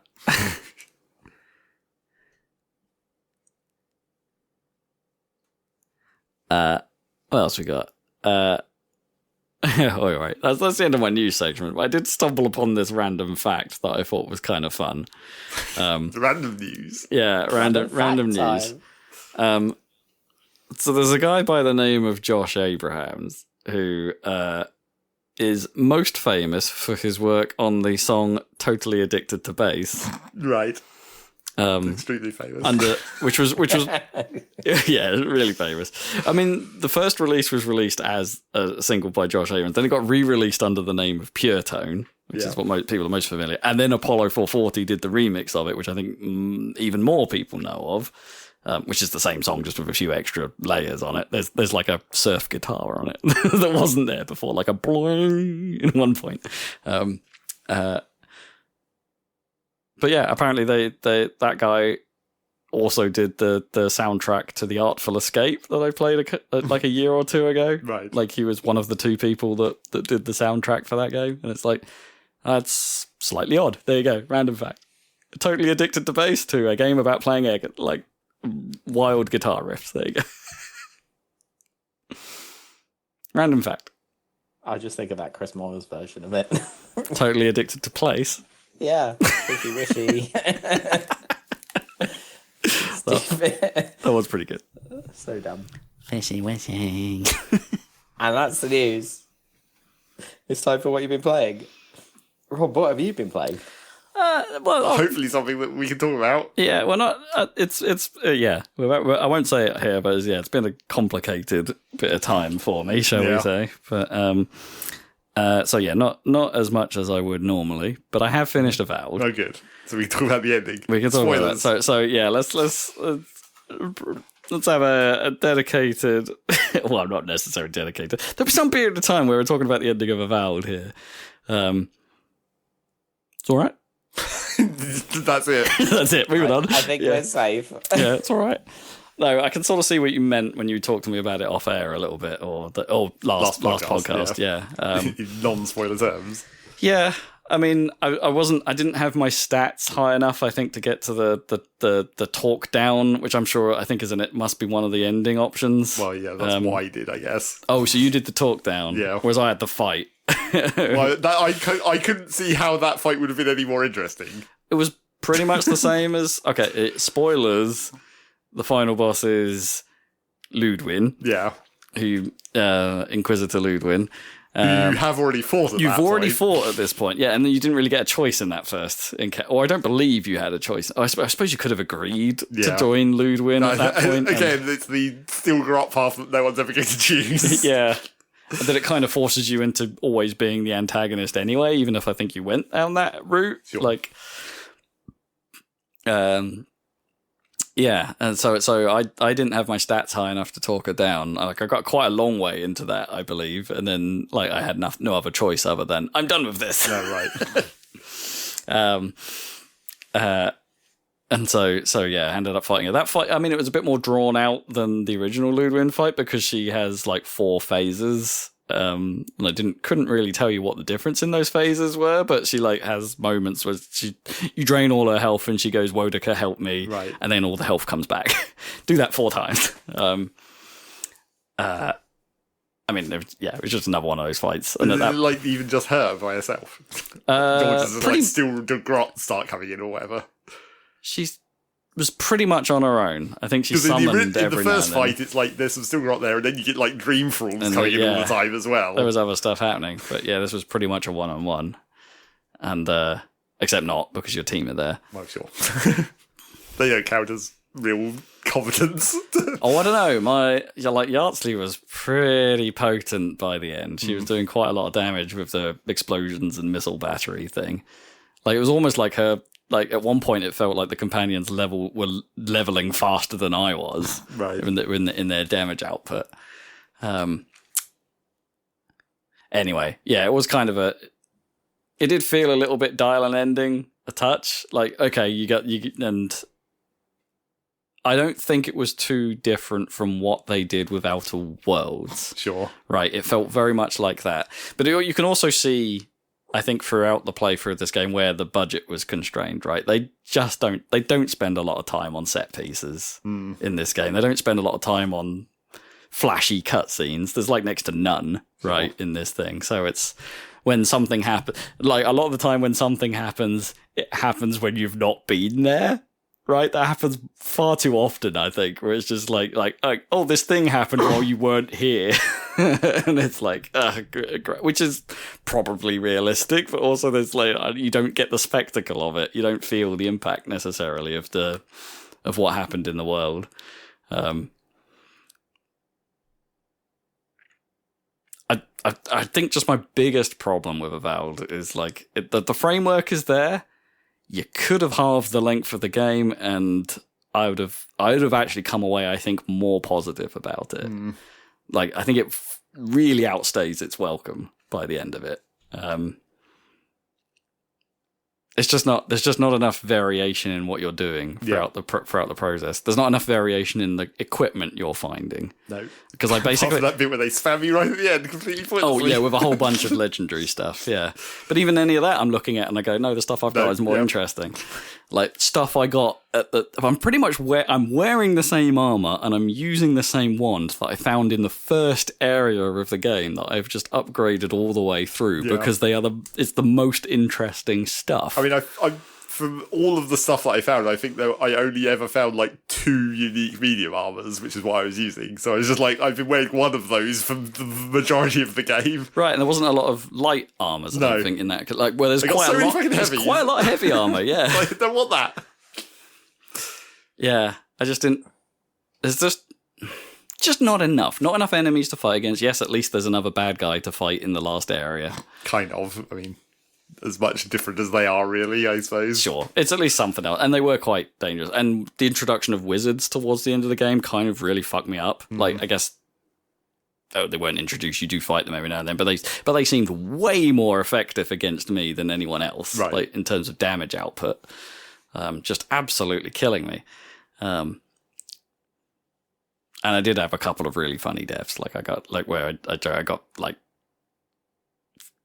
I got impacted by something that pushed me off a cliff more than once, which is kind of funny. But then you go back and you go, oh, the checkpointing in the system in this game isn't great, and you go like several fights back, and it's like, oh, that's annoying. And one of those was like a skulled enemy or something, and it's like, oh god damn it, why didn't you save after that fight or set a checkpoint there for me? Like there's plenty of moments like that where it's okay, if you're not dying it's not a problem, but there were just moments where I just got caught out, right? And it's and then it puts you back further than you expect, and then it doesn't remember anything, right? It's not like all of the chests you visited are opened, right, yeah. but you still have to go and do all that again, and it's like I mean, like that presumably is the same on console. It's not just like it's the PC version that has a different quick save system. No. It's got to be identical. And at least you do have the manual save, right? The manual save is great. Yeah. And I do like how they properly label all the save files and everything. Oh, yeah. Where you can be like, this is auto save, this is a point of no return, this is your actual manual save. Yeah, you can see all of that. And I do wonder what some of the choices towards the end, what some of the different choices would have done. I feel like I played quite conservative and quite normal. Yeah. Like, I don't know what you did for the ending, but I felt like there should have been more impact. There definitely should have been more impact for some of the choices you make. Well, okay, major real spoilers, spoiler territory here. Like, I freed Sapadao. Yeah, obviously. Which doesn't really do a lot. No. Once you do that, some roots turn up, I suppose. Yeah. Maybe they don't turn up in the world if, like, you don't. I feel like that could be something that would happen in both cases. Yeah, because you just get angry. It's just, yeah. Well, or it's just like the unleashed energy of the living lands rather than the influence of the god directly or whatever. True, yeah. They could have spun it a different way. Yeah. But she doesn't really do anything. She doesn't really help. There's even a giant mag folk in the background. It's like you just don't get involved with. Like my whole problem with the end of the game is like you're coming up to like the garden, and like slightly before that, as you've been fighting Ludwig some more, and like slightly before that, and in the garden, there's like the damaged magfolk where Wodica speaks to you directly, right? Yeah, and it's like this is like. And the others can hear it. It's not like through your weird god channel in your head. But it's like you're building. The whole point of this thing is you're going to free this trapped god that the other gods have basically imprisoned, and you're talking to another god directly at this point, who was the one who mainly did the imprisoning and destroyed all of the godless and everything, and all the magic is all their work and all that. And like, so it seems like the stakes are quite high. And then you go ahead and free the trapped god, and then none of the other gods even basically show up. It's like you do this whole thing, and you're like, "Oh, this is going to be a really big deal," and then it's like, "Well, apparently they didn't care." Well, which has kind of been a theme of the whole game in a way. Like the gods don't really care. Well, sure, but in this case, you've literally been talking to one of them at the time, and they're telling you not to do the thing you're about to do, but then they just kind of bugger off. They have their like Ludwig being their vessel or whatever, but that's like. I mean, I guess the only interaction you could say is that, like, when I described, like, when I was fighting Ludwig at the end, it's like, she does like those phase refills. She does sort of go, Wodica, help and it's me. much worse. And it's like presumably that's where she's getting her power from until Wodica gets bored. That's my like read on that. And that's even worse in the talk down version where you just basically be like, Wodica doesn't actually care about you, and then Ludwig's just like.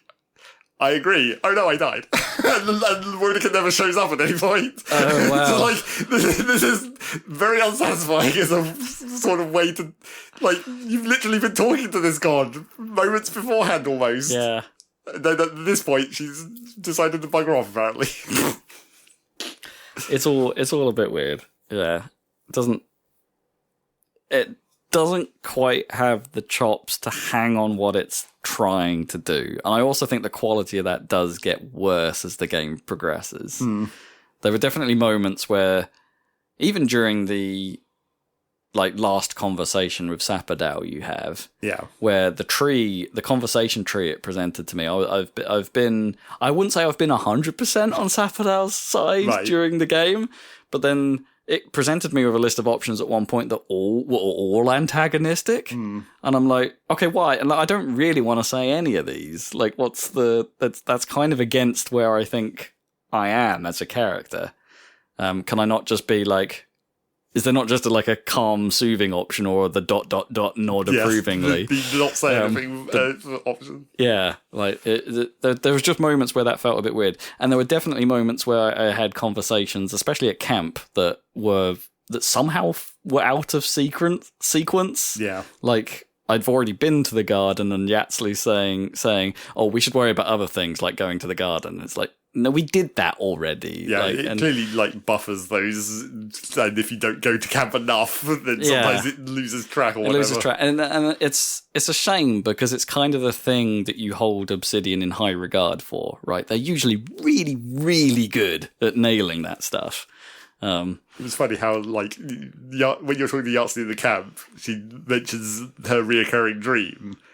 And because it's Yahtzee, I was like, this is going to be a sex dream, isn't it? So I never initiated that conversation just because I thought it was funnier that way, to just never be lured into the trick of talking to her about it. See, I thought I missed something going into the garden sequence, and you get all what are essentially almost the equivalent of loyalty mission segments basically. like play out there. But it's like, but I never had one with Yardsley, and I'm like, oh, that's a bit weird, isn't it? It's like, oh no, you're referring back to that camp conversation, and that's it. There was no like. I never had that conversation because I deliberately never picked that option. It's like, oh, this is what the dream was about. It wasn't about sex. But it was about your past life. But here's the kicker. The dialogue I had with Yahtzee, she still started that conversation with, I've never told you this, but I have this recurring... And it's like, no, we have talked about so that. You got, like, the opposite version where... Did the dialogue get, like, reversed? Like, you got the version where you hadn't talked about it, and I got the version where you had. Because it was like, really? oh, this is, like, my recurring dream. Like, that sounds like a bug. That makes more sense that way round. Yeah. They put the Boolean the wrong way round.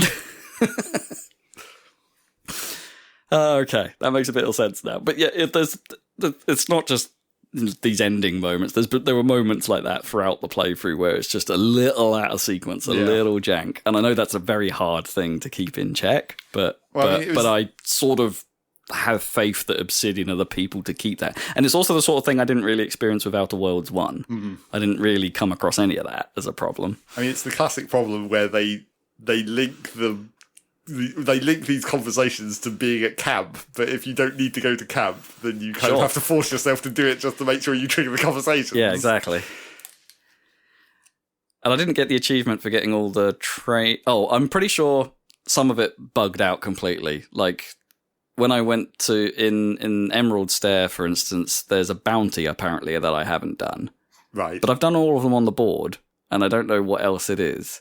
The quest line for the traitor had supposedly finished, but I could talk to someone to still say there was more to do, go visit the ogre camp. Right. I don't know where the bloody hell that ogre camp is. I don't think I ever encountered an ogre camp in that second area. I don't remember it either. No. So, like, what is that? Is that a bit of dialogue that was supposed to not be there? Like, it's very odd. I mean, we did speculate that you had gotten out of the traitor sequence early somehow. Yeah. And maybe it just completed it anyway. So...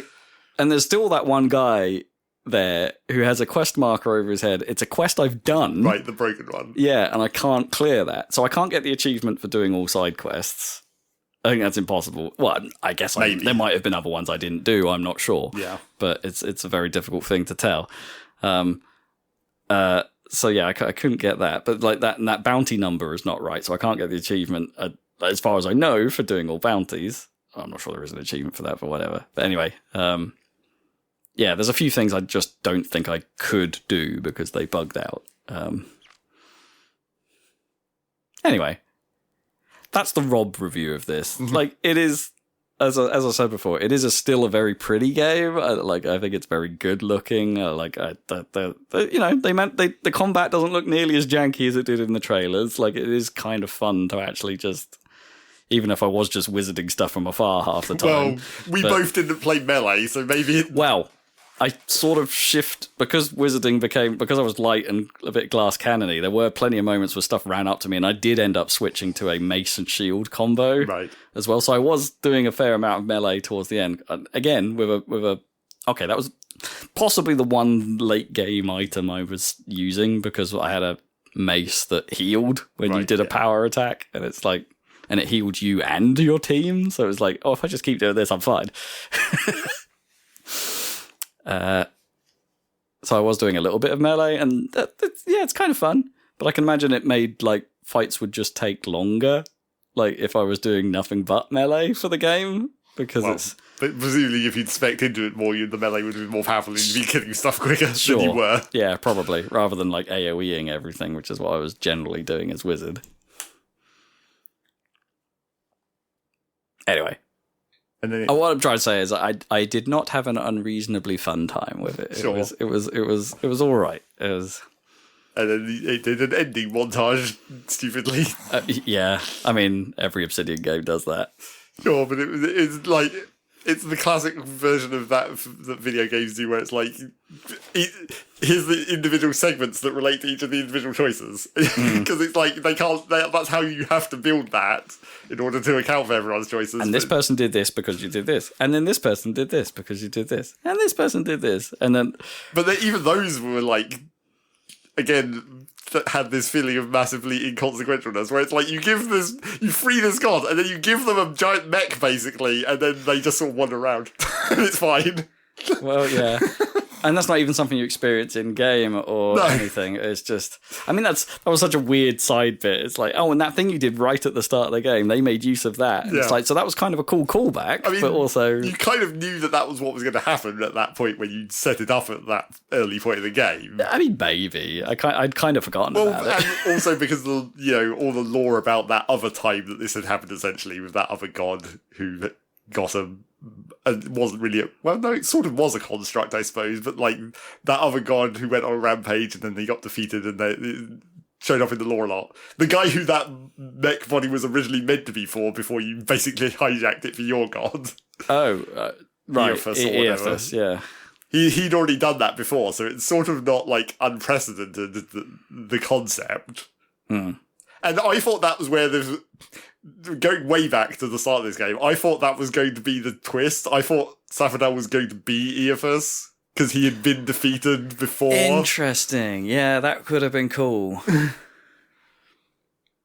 Because then it would make sense that specific other godlike was building the mech for him and trying to recover him from the living lands, essentially. And drawn to this area and was the only other godlike you'd seen,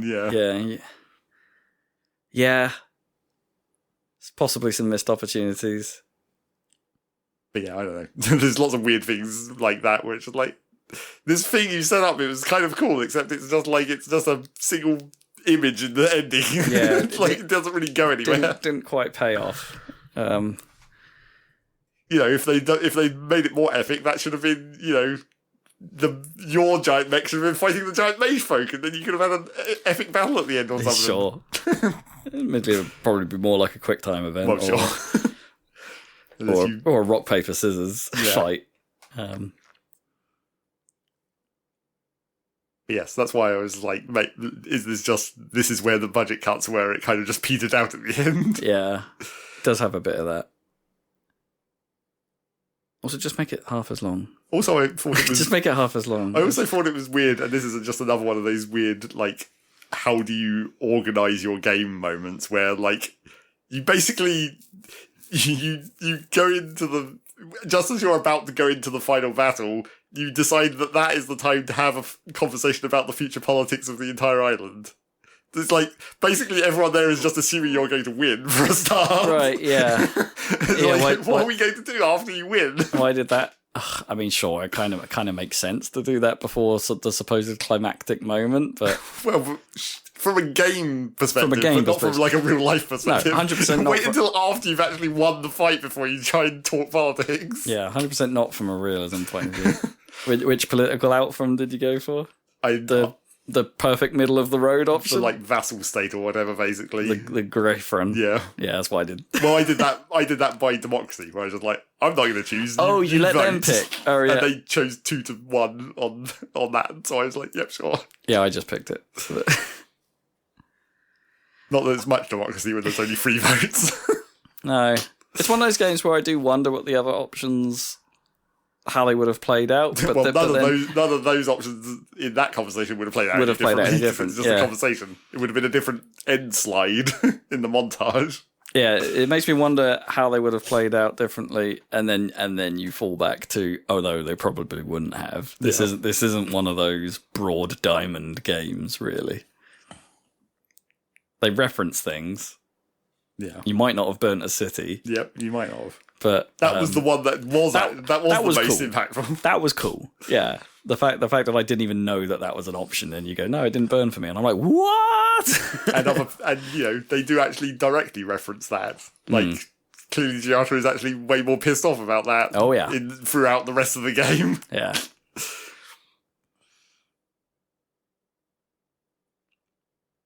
That was Avowed. Yeah, that's Avowed. It's over. Yeah. After however goddamn many hours. Do you think? Well, yeah, it was over 50 in the end for me. A lot of hours. It was, a bit long. Not what I signed up for. You've been unlucky with that kind of thing recently. I don't know if that it probably does make me less interested in what Outer World. Annoyingly, I think it makes me less excited for Outer Worlds 2. Because you don't think they've really progressed. Like, No. It seems like they're just doing the same thing again with different coding. A little bit, yeah. If it does feel a little bit like the same game, different setting. Which is, yeah. Admittedly, I enjoyed Outer Worlds as setting more, and it's a little bit more comedic. So there's that in its favour. And as I said, I didn't run into half as many little bugs and quirks and oddities as I did in Avowed in that. So there's that, I suppose. But like, I think I feel like there needs to be more substance in what Obsidian are doing if they're going to go for these larger scale games. Well, if they're going to be on there doing their own thing like this. Yeah. It's like I don't think I would have minded as much. Again, if it was half the length, I think a lot of what we're talking about is like becomes way more understandable, right? Because as a budget constrainty sort of thing, like it kind of feels like, yeah, it's fine. You do you guys, and maybe it would have worked neater. I don't know. Although if I had more time to tidy up some of these slightly awkward elements, but but then you'd be rushing the story even more than it already kind of is. Like, it's too long in terms of what you're doing gameplay wise, but like in terms when of it comes to the moments, Yeah. there's not enough on the moments. Like that feel like the moment, the beats feel rushed. you're just blowing through the story essentially.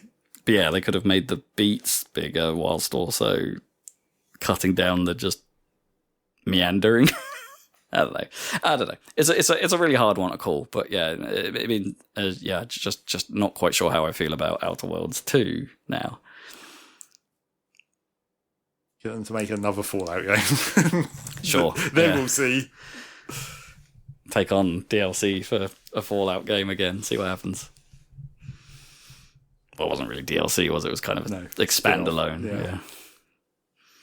Anyway, did a bit of that. Still plugging away at New Star GP, just doing a little bit more of that. I made the mistake of not listening to the weather report on one race and didn't put my wet tyres on at the right time. Top tip, it completely bones you if you get that wrong. Like, completely. Yep. Pretty realistically, I suppose. So, I completely cocked that up. And that's the one race I've not won so You far. kind of need a "Are you sure?" type reminder thing. Yeah, I just didn't. I didn't go back. Like the rain, it was one of those races where there was rain forecast, and you only really find this out like right before the race what the forecast is, and so I could have used my own wits basically to like be like I'm 5 laps into this 6-lap race. The sky is only just starting to darken. I might get away with this, was basically my thinking. And it's like, I did not get away with it. Not even close. The rain basically fell as soon as I passed the pits. And it's like, oh no. I'm going to somehow get around this whole lap on with a car that cannot turn anymore. And it went sour. Listen to your pit crew, guys. Listen to your race engineer. So that's still fun. Still doing better than that. Struggling to think what else I've been doing, really. I have touched a little bit more of Clair Obscur. I still like I still like the vibe it's putting out quite a bit. I have a stupid costume, which makes the lead character, Gustav, even more French. Now got a stripy shirt and a baguette on his back. So French. But yeah, I'm still only really scratching the surface with it, but I everything about its vibe I'm liking so far. So I will be returning to that. Probably now that Avowed is done, I've got an excuse. Well, you've only got like Makes 5 sense. days though before a different game comes out. I mean, not a similar game, so you probably parallel. Yeah, a bit more Balatro, nothing really to say there. Although I'm struggling with the difficulty level I'm at now. I can't remember what stake it is, but I'm having a really hard time getting a good run going. Is it after black? Because I think it is. Yeah. because blue after black. The blue is the one that supposedly might get rebalanced if this patch ever comes out. Yeah. I think it is blue, but I'm still using the Zodiac deck. That's the one I've pushed all the way up to that difficulty, and I'm having a really hard time getting a good run started at that level, and it's I mean, I don't know if blue necessarily makes that much difference to the beginning, because blue is... rounds, you lose another discard, I think. Blue lose a discard setting, which, like, the reason why people want that rebalance is because it even more heavily leans you towards playing stuff like pairs rather than flushes and straights, because it's much harder to get flushes and straights without a lot of discards. Yeah. But it's much easier to get pairs. So you then just start building everything towards pairs, and then you're not using assuming those cards come up. Yeah. Which is half the problem. I don't know what you could replace it with as a debuff if you were going to rebalance blue. I also got a little bit annoyed by the fact that I tried an Eternal tactic. Right. There's that dagger, right? Yeah. That, as it turns out, totally doesn't work against Eternal cards. Well, I told you that. Yeah, I know. I'd forgotten which one you told me didn't work. And it's like, because some of them do, right? Sure, but that one specifically doesn't. And so when it finally came up, I'm like, hell yeah, let's do this. And it's like, no, it doesn't work. And you're like, ah. I mean, it can still be convenient as, like, you can have a card there as a buffer to make it so you don't accidentally destroy things. Sure. If you've already been using the dagger for a while. But then you could just always move it to the right. Like, yeah, but you have to remember to do that. Yeah. Yeah. So anyway, that's Balatro. I'm going back and doing some of the other decks and just doing easy runs again. Yeah. Build up the difficulty on those. I've done everything in black stake now. So now I'm at blue with all of the decks. I'm like, I don't want to do this anymore in case this gets patched. It'll get easier. Right, yeah. I think they said, the developers suggested that patch might come out like in the next couple of months. Well, there's supposedly a gameplay update this year. So, yeah. Whatever he means. Yeah, we'll see. So there's that. What else did I poke at? I poked at something else. Oh, right, yeah. Starship, the Star Fox 64 recomp, decomp, whatever you want to call it. Yeah, got an important update allowing you to... alongside a bunch of fixes, but the only important update is the fact that you can use an EU version of the ROM now and get Lilac voices. Sweet. Woo! So it's using the US copy of the game to actually... So it's running at US speed, so you still feed it the US ROM for it to do the bulk of the work. But you could then now subsequently gives you the option to, like, oh, by the way, if you've got the Japanese and EU ROMs, you can feed them to me as well, and I can present a language option. Yeah, baby. So yeah, Lilac is back, yo. Also, it's been I tried playing it the other day and it just basically crashed my Steam Deck. So it's like, maybe I'll look into if there's been an update. Oh, there has. Okay. So maybe I'll give that another go. And for my sins, I still poked at Spyro 3 a little bit. Right. What are you doing? I know. That game has all the same problems as Spyro 2. It's pretty much identical, as far as I can tell. Which means I still like Spyro 1 the most. It has some really shonky side missions and like mini games on it. They're pretty bad. I just want to do the platformy stuff. Just want to be a collectathon. Yeah, kinda. I just want to chill out and be a dragon and burn shit. That's anyway. That's pretty much me. Zachary. Speaking of crashing, Oh, What's been crashing? well, for a particular reason. I was going to say no reason, but I know exactly what the reason is, which is that I was listening to... I was actually listening to music while playing another game, and the soundtrack to Bit Runner 2 came up, and then I remembered about Bit Runner 2. And what I remembered was that Charles Martinet did a voice in that game. Yeah. The voice. He's the narrator. Of the, I mean, it's not exactly a major role. Like, I'm sure the recording session was like an hour for the amount of actual dialogue there is in that.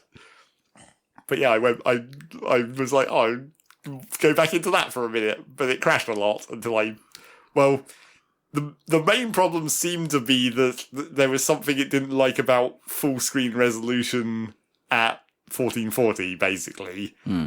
And fortunately, because this game is slightly old, just slightly, it has like in its files, it has like a README that says, if you need to change the options but can't launch the game, here's how to edit the INI file. Yay! So I put the correct things in the INI files and make it go into a window, and then it ran. It still did crash quite a lot, like regularly, but at least it loaded the game at that point. That's a shame. I wonder what it has beef with on modern machines. Yeah, I don't know. But yeah, went back into that and just played for a few levels. Well, mainly I played like half the game, but once I started getting to the back half and it started getting more difficult, I was like, okay, I think I'm done with this sort of vague nostalgia thing, so I'll just play the start and the end of each zone so I can get the Charles Martinet bits. And then I'll be done. But actually, the best part of that is when you launch the game, it has like the random sponsor, which I showed Rob last week. Those are pretty good. The random stupid fake brands of that weird universe. What was the burger one? Burger brand mouth burgers. Oh, that's so good. Mouth burgers for your mouth. Yep, for your mouth. As opposed to other kinds. That's so good. And Schlort's premium malt fluid. It's wet.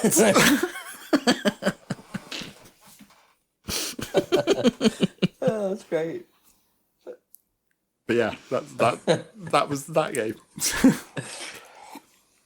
It's just it is kind of the stupidity of the like, hi, I'm Charles Martinet, and this is Bit. Like, Yep. It was kind of weird, even at the time. Yeah. It's neat. So there's that. But apart from that, I just played mainly a shit ton more Captain of Industry. Getting back through that game. I've made it to... I'm at the sort of rocket launching area, but not really, because I still haven't even done any aluminium smelting, which is the new thing you need to be able to do rockets now. But I've got back to like nuclear power, so that's up and running again, although only like tier 1. The upgrade to tier 2 is slightly awkward because then you get like reprocessing the waste and turning it back into new fuel, basically. So it has like a whole bunch of extra buildings, but in order to run those buildings, you need a bunch of computing power, so then you need to have the computer, all the computer stuff set up, the data centers and the servers. Under the sea. No, weirdly completely exposed in the oven. Like, you get the data center building, and you think it's like this, like, it's a long rectangular building, and you think it's like a cool-looking, fairly modern-looking building with, like, a curved glass roof. But if you actually zoom in and look at it, it's just a curved glass roof supported on poles, and then the servers are just sitting there in the oven. Which I'm not sure that would be a very on this, island surrounded by seawater. And I'm not sure that's where you'd want your servers to be. It's not the most efficient. I mean, a glass roof and the servers just there. That's going to be pretty warm. Yeah, you would assume so. I mean, maybe you're getting some amount of natural wind cooling, but you still have to cool it with water anyway. But yeah, that's just one of those slightly weird things where it's like, this doesn't seem like this would be a good idea. Should have buried it in the ground or something. Like you do with the nuclear waste disposal building. Although, the game again doesn't really consider the fact that you're building this, it's just a building that you place anywhere on the land, not considering what is theoretically underneath it. It could be a giant landfill heap that you put there a few hundred years ago. Maybe. Not in my case, though, because I always clean up my landfill. Not that it matters, really. They made that slight change ages ago where they made it so when you're dumping landfill, it creates pollution, but it only creates a pollution for like a certain number of years before it like stabilizes. And then it just becomes land again unless you start digging in it. Right, yeah. Brown field. Yeah. Well, basically. brown field. But The brownest field. I just stack all the landfill up in a pile until I unlock the incinerator, and then I just dig it all up and burn it, and it's like, that's all gone. Don't need to worry about that. But yeah, what I've mainly been doing, like, after I got Nuclear Power 1 running, it's slightly awkward because I wanted to skip directly to Nuclear Power 2. I was like, I can just go to the fuel reprocessing. I don't need to worry about wasting time with 1. But I'd forgotten that the tech tree doesn't unlock. The research to unlock level 2 is locked behind creating 200 units of waste. So you literally have to run a tier 1 plant for a while before it meets the unlock condition for you to even be able to research the tier 2 one. You can't just cheese it and skip ahead.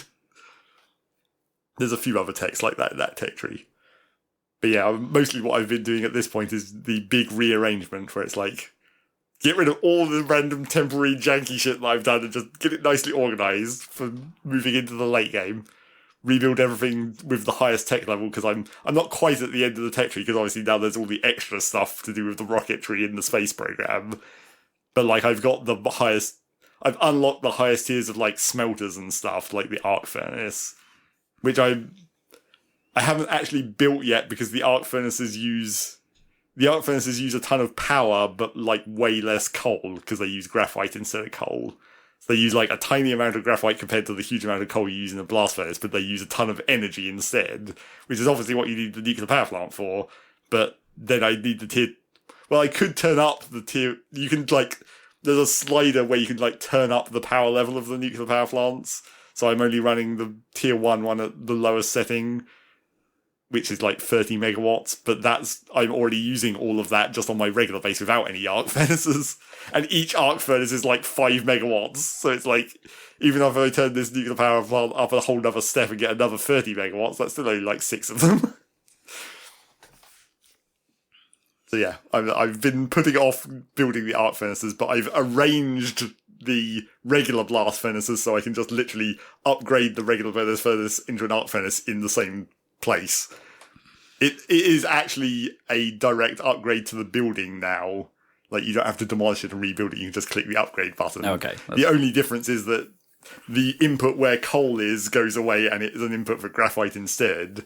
And also the arc furnace, the tier 2 version of arc furnaces can have like water cooled. So water goes in and steam comes out, so you have to have pipes arranged for that. Do you have to be a little careful with that if you've got like a belt that the input disappears for? Does the belt just start like spewing onto the ground? Oh, yes. Yeah, okay, they just stop. Not ridiculously accurate like that.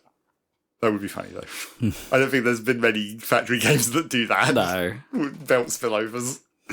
Unless it's a puzzle game, of course, where that's just a fail state. But yeah, I've done this major rearrangement, and also I've been sort of starting to more understand the trains and like how they're meant to work, which is still kind of awkward. Like understanding how to manage the junctions and stuff. Well, when I first started doing it, they hadn't actually put the tutorial in the game yet, which definitely helped. Right, yeah. Once that was there, I was like, oh yeah, I sort of understand this a bit better now. But the other thing that I hadn't really understood was how you're meant to deal with like multi-station pickups. Because obviously in this game specifically, one of the things you're very likely to need to do is when you're building different mines around the map to mine different resources, obviously you're going to want to ship the ores back in by train, but digging up all those mines is going to also produce a bunch of dirt and stone, and you're going to want to bring all that to a certain location as well. But you don't want to have to make an individual train for every single mine to be like, this is the stone train for that ore mine, and this is the dirt train for that ore mine. What you want is a general train where it's like, if there's dirt or stone at any of these mines, go and pick it up. Right. Which you can do, but it's slightly more confusing than the way Factorio does it, basically.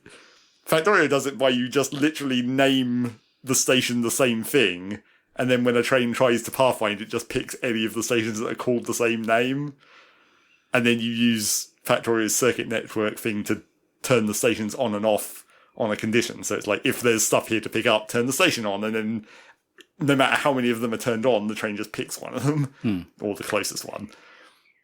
And then once it loads and the station turns off, it's like the next one is available.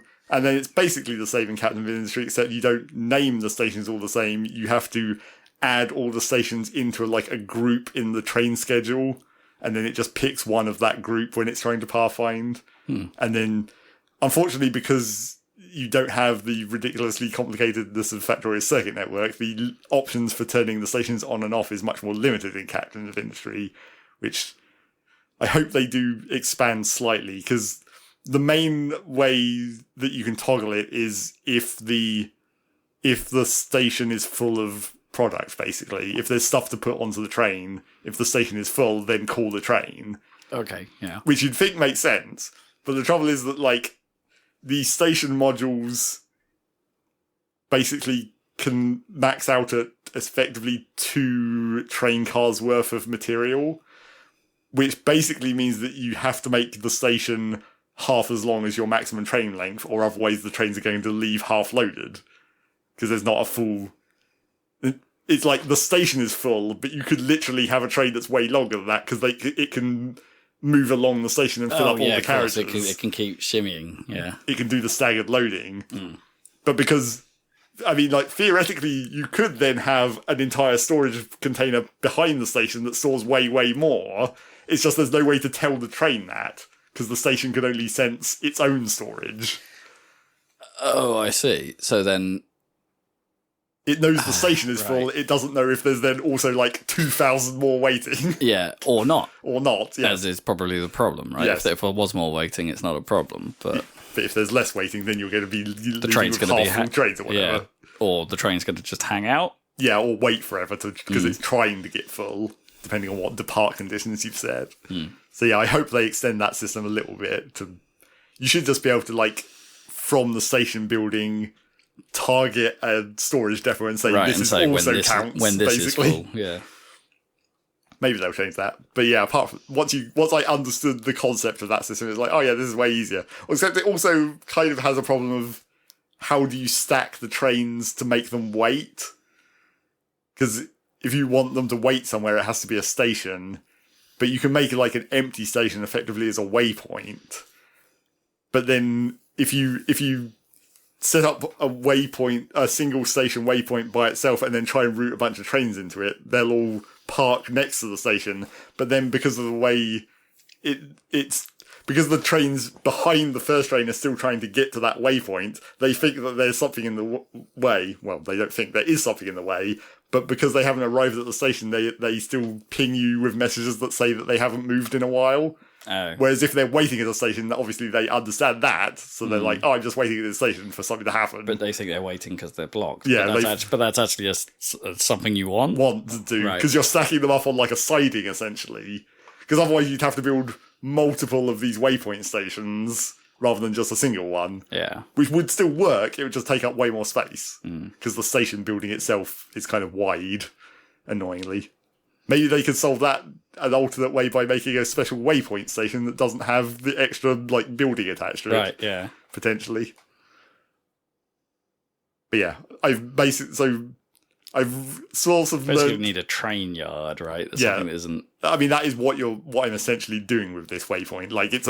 It's just a bunch of parallel parking bays essentially, and then the waypoint, so they all can drive into that bay, but then their pathfinding gets blocked by the one train that's waiting at the waypoint specifically. Well, you need a yard that's not what the game calls a yard, right? Yes. Yeah. But yeah, once I've understood that, and as I'm now starting to mine out the original deposits of all the different ores, and the next deposits are further away, I'm I'm definitely gonna have to start getting into trains.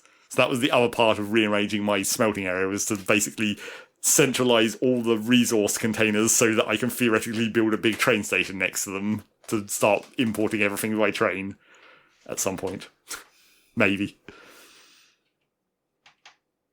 But yes, now that I've rearranged everything sufficiently, it's looking pretty good, but as I discovered when I tried to start doing research again, because I hadn't been doing any research for a while, because I've been like waiting to make this progress through the nuclear or whatever. Once I turned research back on, I was like, oh, my base still can't kind of handle maximum throughput at the moment. There's too many truck deliveries still. Like, I need to route more stuff onto belts and have it automatically moved rather than the trucks driving around. Because as soon as all the production turns on, the trucks just get overstressed and then the whole thing just sort of collapses. Can't build another truck. Well, I can build more trucks, but then I'd be using more diesel or whatever. It's like, there's a certain balance to like, Build another truck. you build more trucks and use more diesel, or you build more belts and use more electricity, essentially. And maintenance. Well, like, they both use maintenance, so that's kind of even.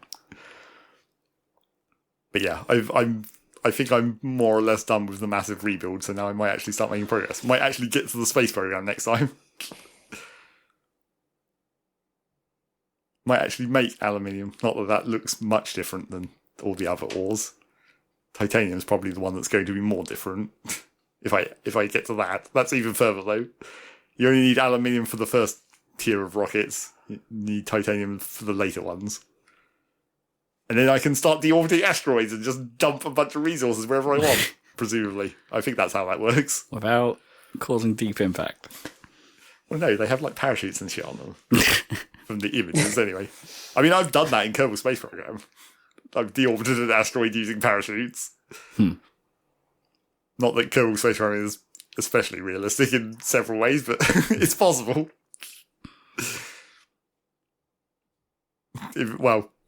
Realistically, in Kerbal Space Program, you can deorbit asteroids by not actually doing anything. Like, because air resistance is ridiculously huge, and the gravity well of the planets in Kerbal Space Program is not actually that high.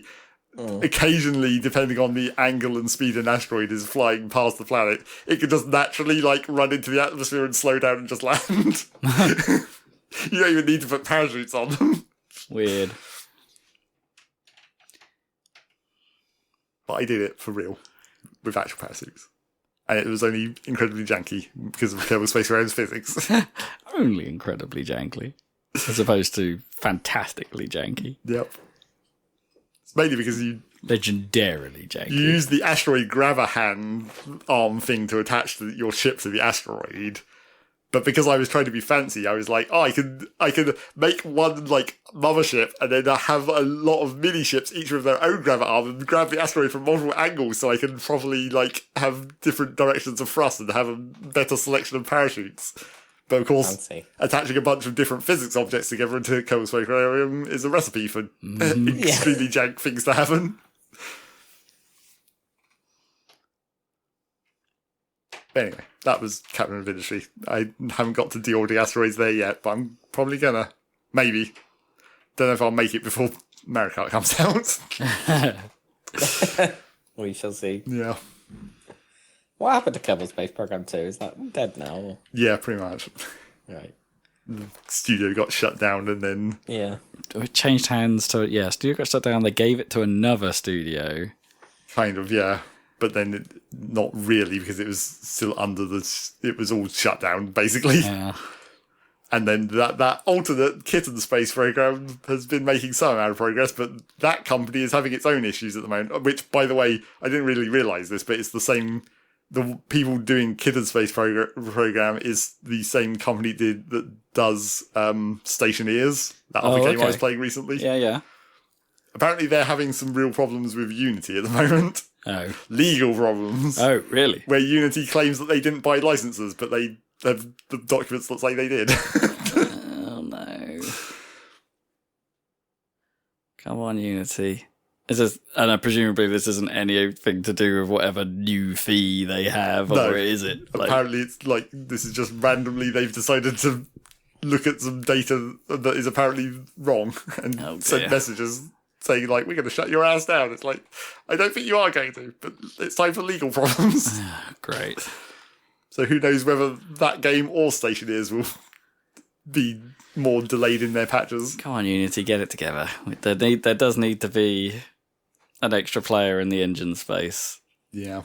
Like, you fulfilled a good role once. Why do you keep I will say that's insisting on messing with it? It's another thing that is like, as I've been getting further into Captain of Industry, it's like the frame rate is starting to drop, and I'm like, come on, my goddamn awesome computer. Yeah, I was about to say that's on new machine land.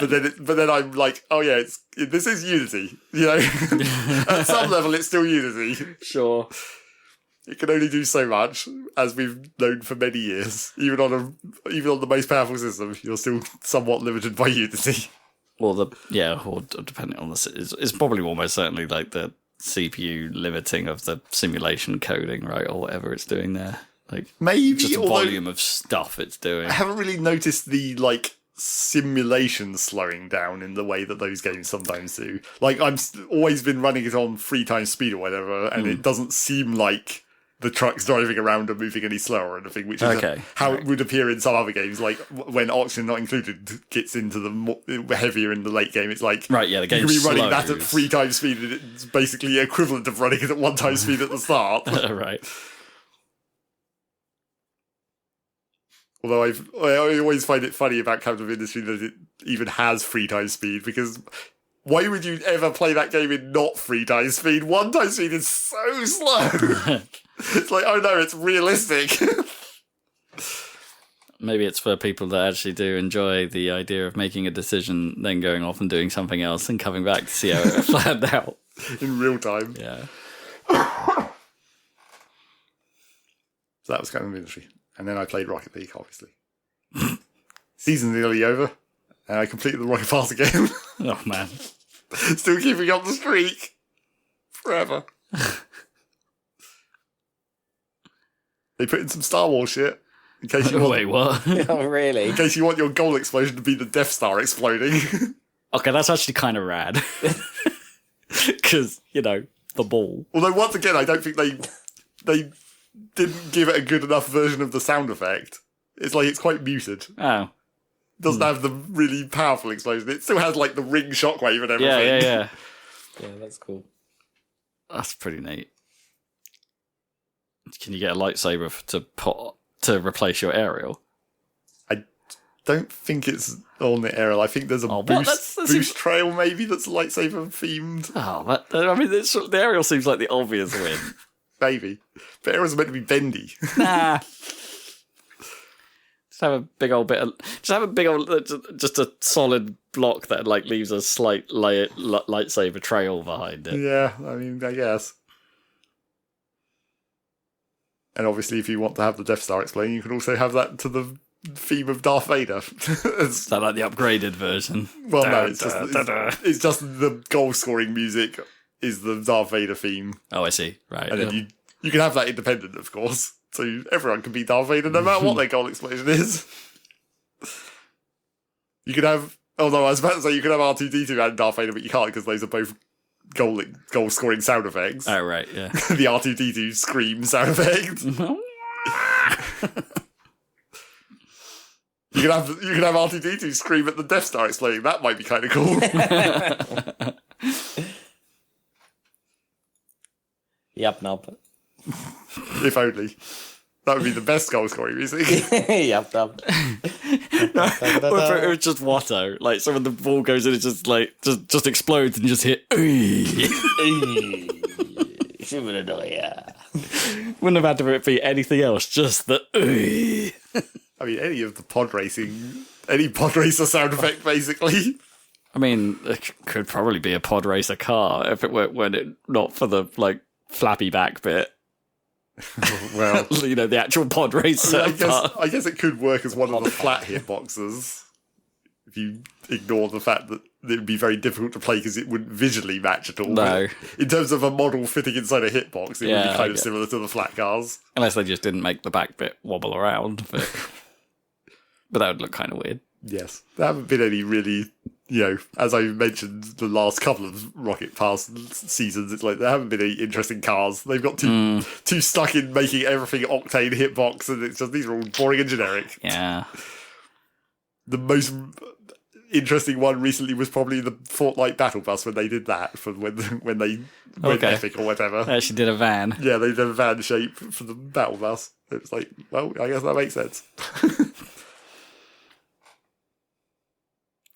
Where's the Sonic crossover and you can randomly get, like, Sonic's cart? With no one in it, of course. No, obviously. Which would be weird. I'm surprised they... Well, I guess I was surprised they didn't do the Mario Kart, but they actually did, right? Because when they did Rocket League for Switch. Oh, right, they did have did Mario and Luigi theming, but it was like Octane skins that looked like the Mario Kart styling. Yeah. Just big M. Yeah, basically. Get Charles Martinet to do a goal scoring voice. Woohoo! It's a goal! Yeah, but they could just steal that from Mario Strikers, presumably.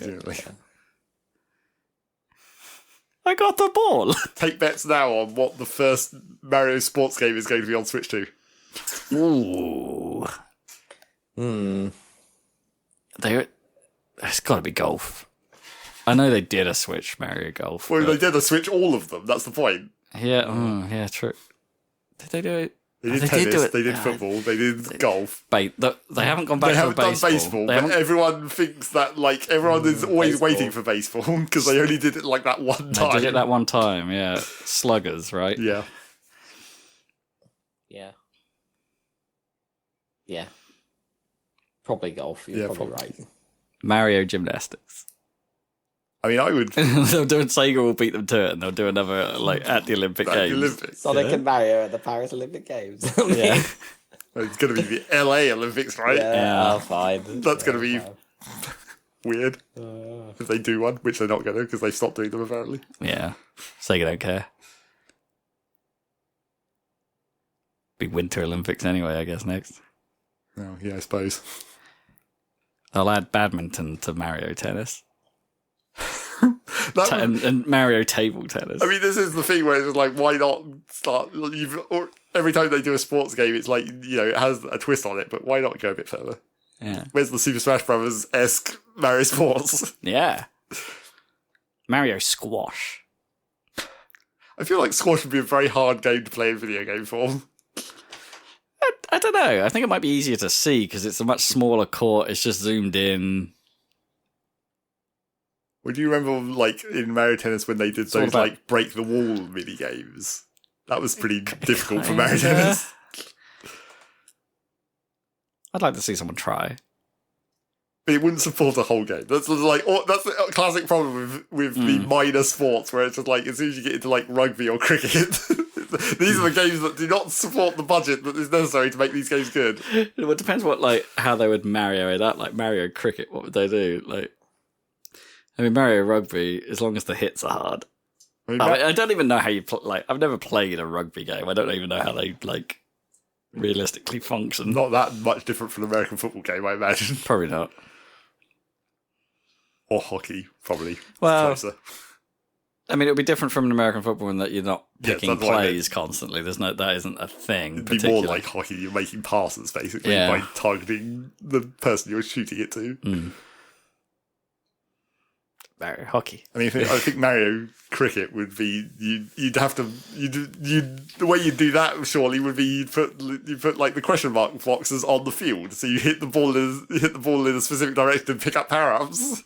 Oh right. I suppose it hasn't been a basketball game. Oh, what, like the hoops? Oh God. Yeah, the hoop god. He can come back. Yeah, we got Mario 2v2. Mario Jam. I mean, that is basically what that was at the time. Not quite as fully ridiculous as a jam game. That's what Strikers is for. That is the closest Mario Sports comes to jam, right? Yeah. Or Blitz. Boom shakalaka. He's on fire. Yeah, I don't know what they would do. Because the problem is kart means they wouldn't then do like Mario F1. Which would be pretty funny. Not unless it's a DLC for carts. But yeah, exactly. The Pro League of Mario Kart where the carts turn into F1 cars. Mario Chess. It's not a sport.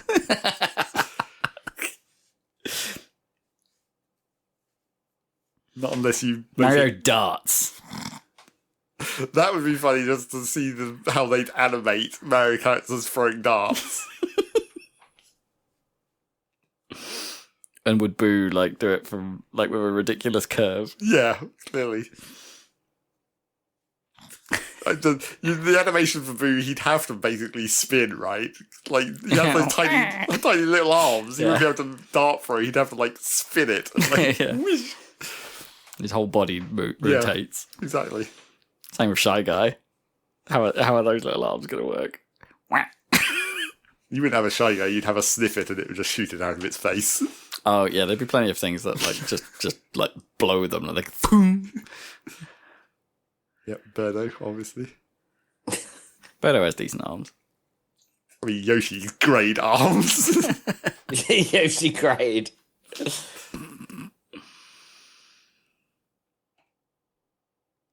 Yeah, I'd predict. I think it would be another Golf first. I think it's the most successful of their sports spin-off franchises. Yeah, probably. Realistically, I think that's what they'd do. And What- they should what do we call it want, Wario though? Golf. Do we want tennis that we can play online? Well, the last tennis game was supposed to be pretty good, right? But But it's a Mario Tennis game. yeah. And it was like, yeah, I mean, it's the classic. It's the Nintendo problem, right? Yeah. It's like they may be good on their own, but they're limited scope games that they still charge like a nearly full price tag on. Yeah.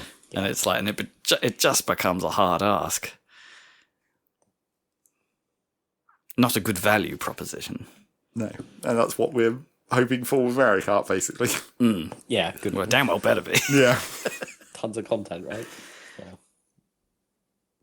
I am looking forward to what they do with Mario Kart DLC. Like, okay, yes, it's Mario Kart now, and it's like, okay, its content level is probably, other than the open world edition, the raw course count is normal. Yeah. But I'm looking forward to what they might do with their like expansion passes, because you know there's going to be one. I think there absolutely is going to be one. How they manage it, we don't know, right, and all that stuff. But there absolutely is going to be one. But I hope they end up turning it into, as they sort of started to with the last one, into a sort of Super Smash Kart, like where they started bringing in Oh, that'd be cool. like other Nintendo characters, and if they then go outside of Nintendo, that would be killer. But only Sakurai does that, so that'll be for Kirby Air Ride. yeah, It'll be Kirby Air Ride Smash. oh my god, yeah, Super Smash Ride. Yep. You have Steve raiding a very pixelated star. Well, I guess he doesn't have to raid a star. There's different things that you can ride. He'd just ride a flying minecart. Yeah, probably.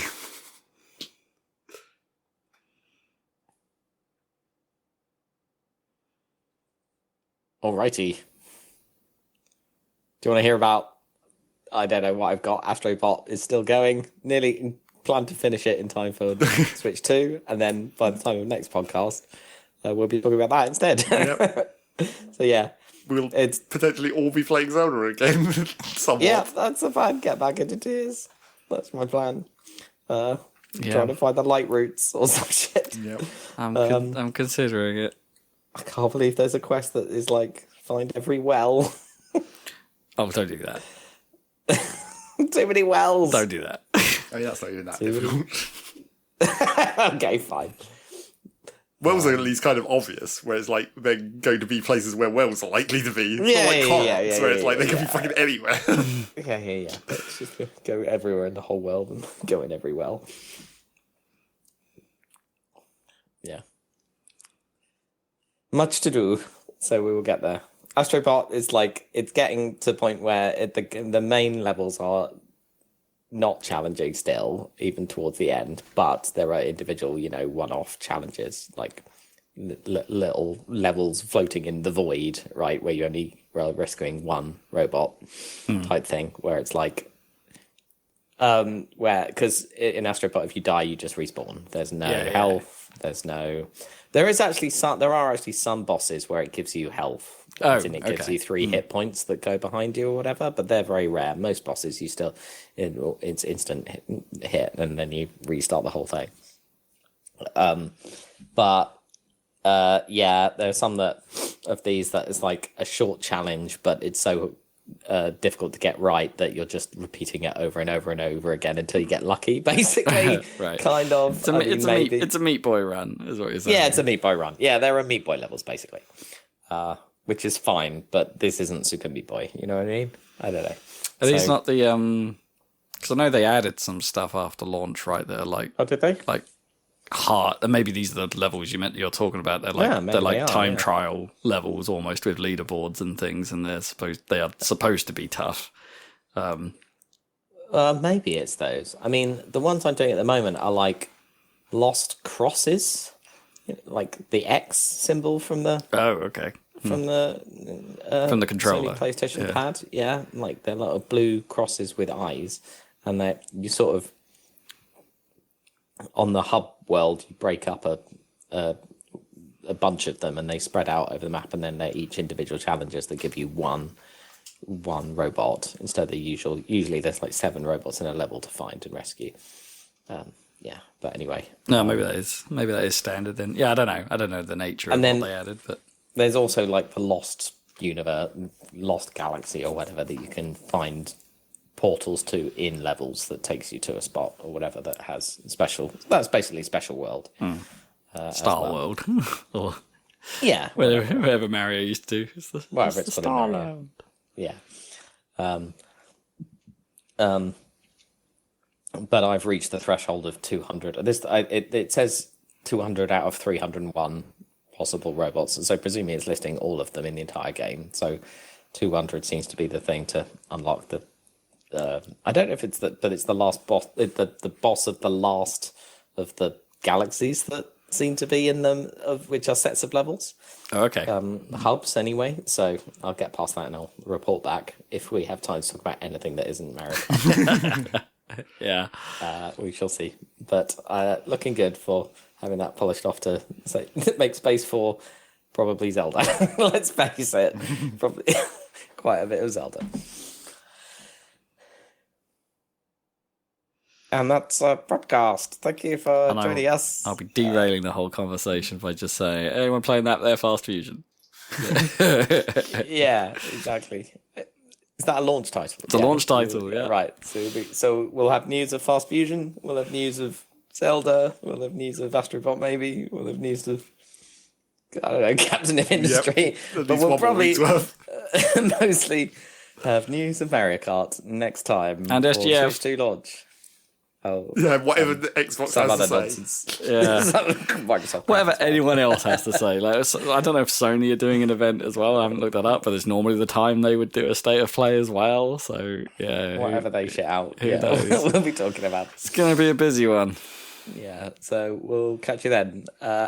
You can also check out our YouTube channel, Happy Salad. I should shout that out if you don't know it. We've got mostly gameplay of Star Fox Adventures at the moment. Currently. But we have a bunch of other stuff that you can look back and enjoy as well. Yeah, so we'll catch you for the next podcast in 2 weeks. See you then. Bye.